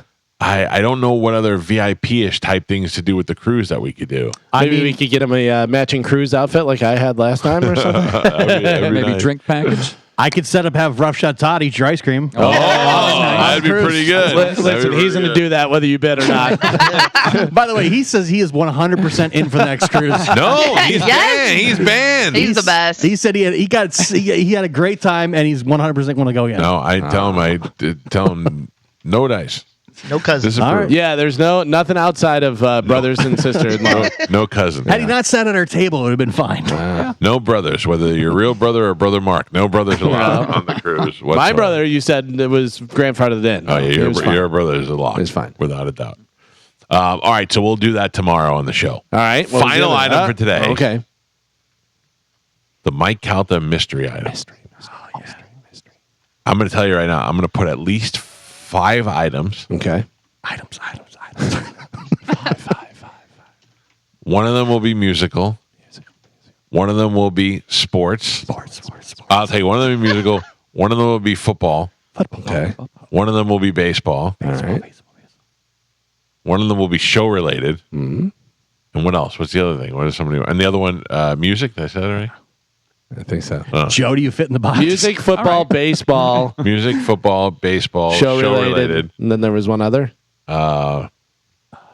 Yes, a surprise thing. I don't know what. I don't know what that Mystery is. inside the mystery. Yeah, a mystery and a mystery. Yeah. Oh, Wrapped in man. an enigma. I'm telling you right now, I will put autographed memorabilia in the sporting world in baseball. I will put autographed memorabilia in football. I will do an autographed show thing by all of us. I'll have the mystery inside a mystery. If you were listening yesterday, you know what the show thing is. Yeah. Yeah. You do? Yeah. Yeah. You said it. Yeah. Did you say that? Yeah, you did say it. What a jerk. Oh, that's no mystery. I will start the bidding there at $300. Only 300? But I'm telling you right now, it may be worth more than anything that we've given away today. Yeah, I was going to say, because I know one item in there is already worth over 300. For Easy. sure. For sure. I know one of the football items, I believe. Yes. That's pretty good.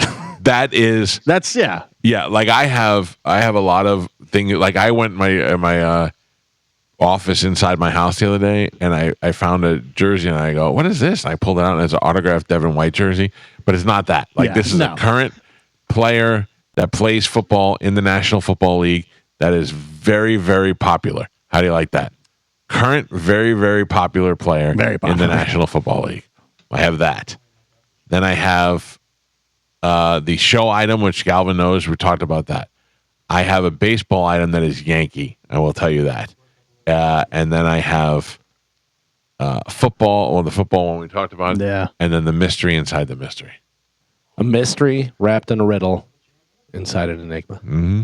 That's what it is. Why don't you throw one of those lava lamps? No, leave my lava lamps alone. Nobody wants. The broken one? I fix them all, Carmen. Things we can get rid of, in the room. Tidy up. I mean, put Joe in there. All right. There's a lot of stuff in here that people would love to have, I feel. Cherry to get rid of. That's true. Oh, too soon. Oh. What is the What is it? What else would you like to get rid of in the room? Not Joe. Oh.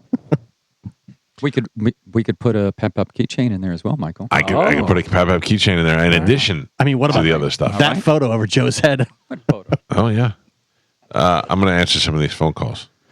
Can I or no? So that was just someone just called and said they want to make an opening bid on your mystery prize. All right, what do they got? $500. Oh, all right. That person's in the lead right now. That person's in the lead. It was the lava lamp.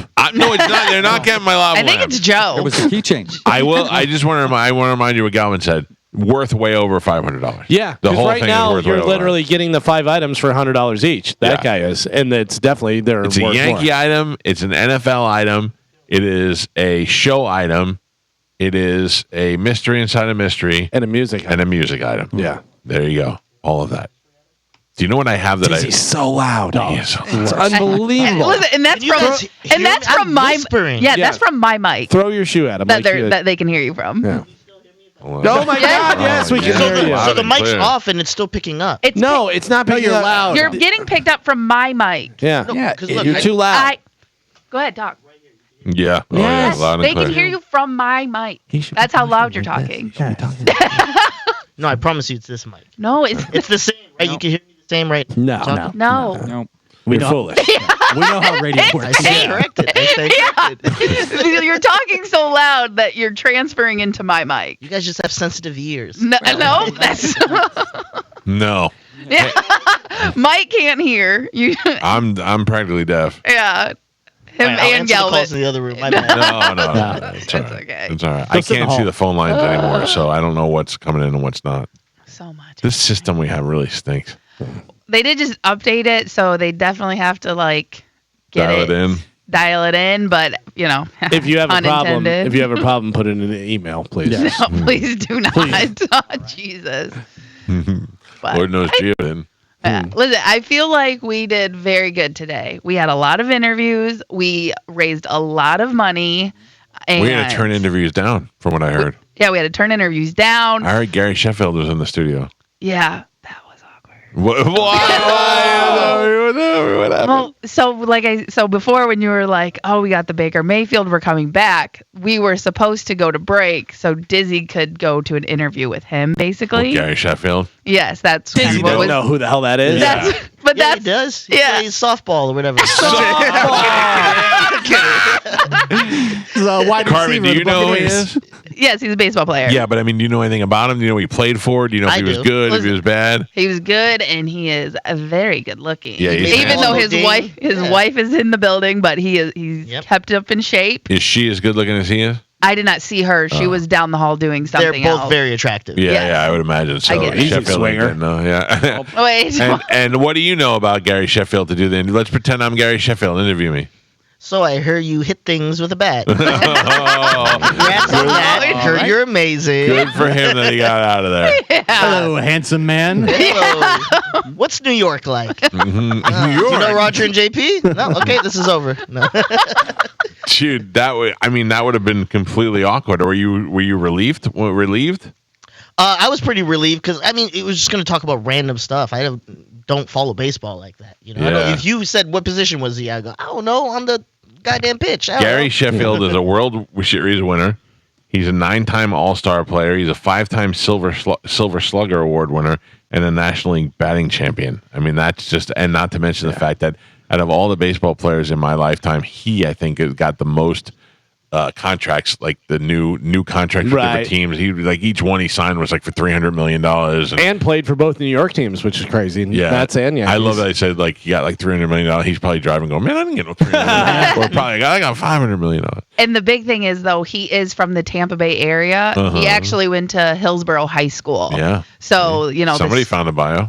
Yeah, listen, I'm doing my research. I don't know what's happening right now. Why'd you kick him off the show then? First off, Gio, I have your text. So if you want to throw me under the bus, you're coming with me. A lot of moving parts back here. No, I like him a lot. We just ran out of time. Yeah, it's been a very busy day. So. Yeah, I mean, I'm over here talking to senators and stuff. I can't tell you how many people are like, Asterisk's got this, Asterisk's got that. No, he's calling to talk about the hurricane and the effects that it had in the area and what we could do to help the people of Tampa, which is our focus of today's program. You didn't want to do a hard hitting. Would I like to at some point? Sure, I'd love to ask him questions. I'd love to have him back on the show and talk politics. But today was, you know what else I wanted to ask him was about the military response against Iran yesterday. That all of the senators, all the congressmen, all of the governor, all backed the U.S. response in defense of Israel. So that would have been interesting to talk about, but not appropriate, not at the time. You just got to do what you got to do. By the way, I did not know this. I'm looking at Gary Sheffield's stuff. Did you know who his uncle is? Yes, Daryl Strawberry. No, no, the other one. Dwight Gooden. Dwight Gooden. Yeah. Oh, wow. Dr. K. Imagine you that barbecue. Like, oh man, Dwight's you got our a guy. ticket. You can go. What's that? You got a ticket. I gave you a ticket. Yeah. That was one of the most creative gifts I've ever gotten, Dizzy. I appreciate it. Yeah, I threw one away though. There's no way I'm Put it in the mystery box. I'm not using the N-word. Yeah, I can do that. I don't think that one's Not transferable. No, it's not transferable. Sorry. I didn't know there were rules. Yes. All right, my mystery box is holding at what right now? Yeah. Is now up to $800. Wow. 800. I will tell you all that's a great price. It is still worth more than that. Yeah. The one thing that we talked about, the NFL thing. Oh yeah. That alone is worth. Now, how long is that going until? Oh, just until the show's over today. All right, and then will you reveal what the 5 items are? Well, I'm going to be honest with you. I don't have. No, I'm just kidding. I don't. I have to look and see like which one. Like I'd even give people a choice if you want, because I pulled out some stuff yesterday. Yeah. I have the music item. I pulled that out. I have a choice of the baseball stuff, the Yankee stuff. Mm-hmm. I have the NFL thing. Mm-hmm. I have the show thing. Right. And then I have the mystery. But you want me to reveal what the mystery thing is? No, I was just all of them. Whatever. I think the mystery is still a mystery to you. But it is. I have so many things. I need to pick something good. Yeah. He's just gonna walk through his hallways and take something off the wall. No, but like I have an area that just houses stuff that's awesome that I have no room for. You know what I mean? I know. Yeah. So I know you know. Mm-hmm. All right. So good. Then that's the last item that we have today. If you want to get through 800-771-1025, our collections today are upward of, what was the total, John said? Over $650,000. $650,000, which is fantastic. Oh, hold on. Oh, no. Nope. This is coming in. Oh, no. What? Oh, no. No. What? No, I'm responding to this text. Can I tell you something I found out? Because we normally don't go this long. I get really hungry around this time. Yeah, I'm getting hungry too. Oh. Carmen told me what she's going to be doing after the show. What are you doing? Are you wailing on tacos or what's happening? Hell yeah, Taco Bell. I go, man, what a busy day. Good job. And she's like, I'm going to treat myself with Taco Bell and a nap. John texted me and said, I'm texting with Roger and JP. If you want to go longer, they're cool, they're flexible. And I'm like, I don't. I'm about ready to wrap it up right now. Yeah. Come on. We did a lot. Do your job. Yeah, let them raise some money. I think we should take tomorrow off. I'm with you. No, No, I'm kidding. Joe. Yes. Did we get 500 subscribers yet to YouTube? Refresh. One more. Refresh. Come on, man. How are you not ready for that? What are you talking about? Why Just have it pulled up. You knew we were going to go back to it. To quote Pat Pep, scumbag. We have 9,700. Oh, 300 people. Yeah. All we need is 300 people. That's a little bumsky. Oh, that's a big bumsky. Yeah. All we need is 300 people to go to Calta.tv and subscribe to it, and then we'll be able to do fundraisers, and we may even be able to live stream Bert Show and charge you like a low price if you can't get to the show to see it. I don't know that we can do that, and I have to work that out. Right. But I mean, it will give us the opportunity to do fundraisers for charity in the future. So how do you like that? Mm-hmm. Good. I know we could definitely do backstage stuff. Yeah. No. So, Behind the scenes, you mean? yeah. No, I don't mean backstage stuff like that. like No, you mean like stuff? behind the scenes. Oh yeah, I thought you meant like backstage. You know, Stuff. backstage. Carmen knows. Yeah. Yeah. His mystery box, that's a mystery backstage box. Casting couch. Carmen, one of the things in the This mystery. looks a lot like the casting couch. I gotta be honest. Yeah. This is the same carpet, and I think that's the same couch. Yeah. What have you been doing in here? There's a lot of extra cameras. If you have a scar on your shoulder, you're in trouble. What if the mystery inside the mystery box was a photo of your tattoo? That wouldn't be cool, but I mean, you know, it is what it is. That wouldn't be cool. I would never do that without your permission. But what if we did auction that off? Ooh, I gotta get a piece of that. Yeah. I'll set the opening bid. Yeah, no, Dizzy already tried to start an OnlyFans. For you, not for me. Don't say you said it weird. Sorry. Was he going to take a percentage off the top? Yeah, no, Dizzy looked at me. He's like, I have so many pictures of you, Carmen. I'm going to start your OnlyFans. And I was like, you son of a bitch. So he made me go start an OnlyFans just so I could get my name. The domain, yeah. Carmen, what if we charge $500 for a picture, an up-close picture of the tattoo, or $800 you could see it live? Oh, that's not enough. I'm saying it starts there. Just a peek. Yeah. $1,000 you get to pose next to it. I thought you were about to say you get to poke it. I was like, no. Why? That is not enough. We've got a great photo opportunity up there. Well, that'd be great. Yeah. Oh, we're done? That's it. That is real, though. That's not me just getting out of this. All right. Roger and JP are up next. They will continue this along with Dizzy and Monica.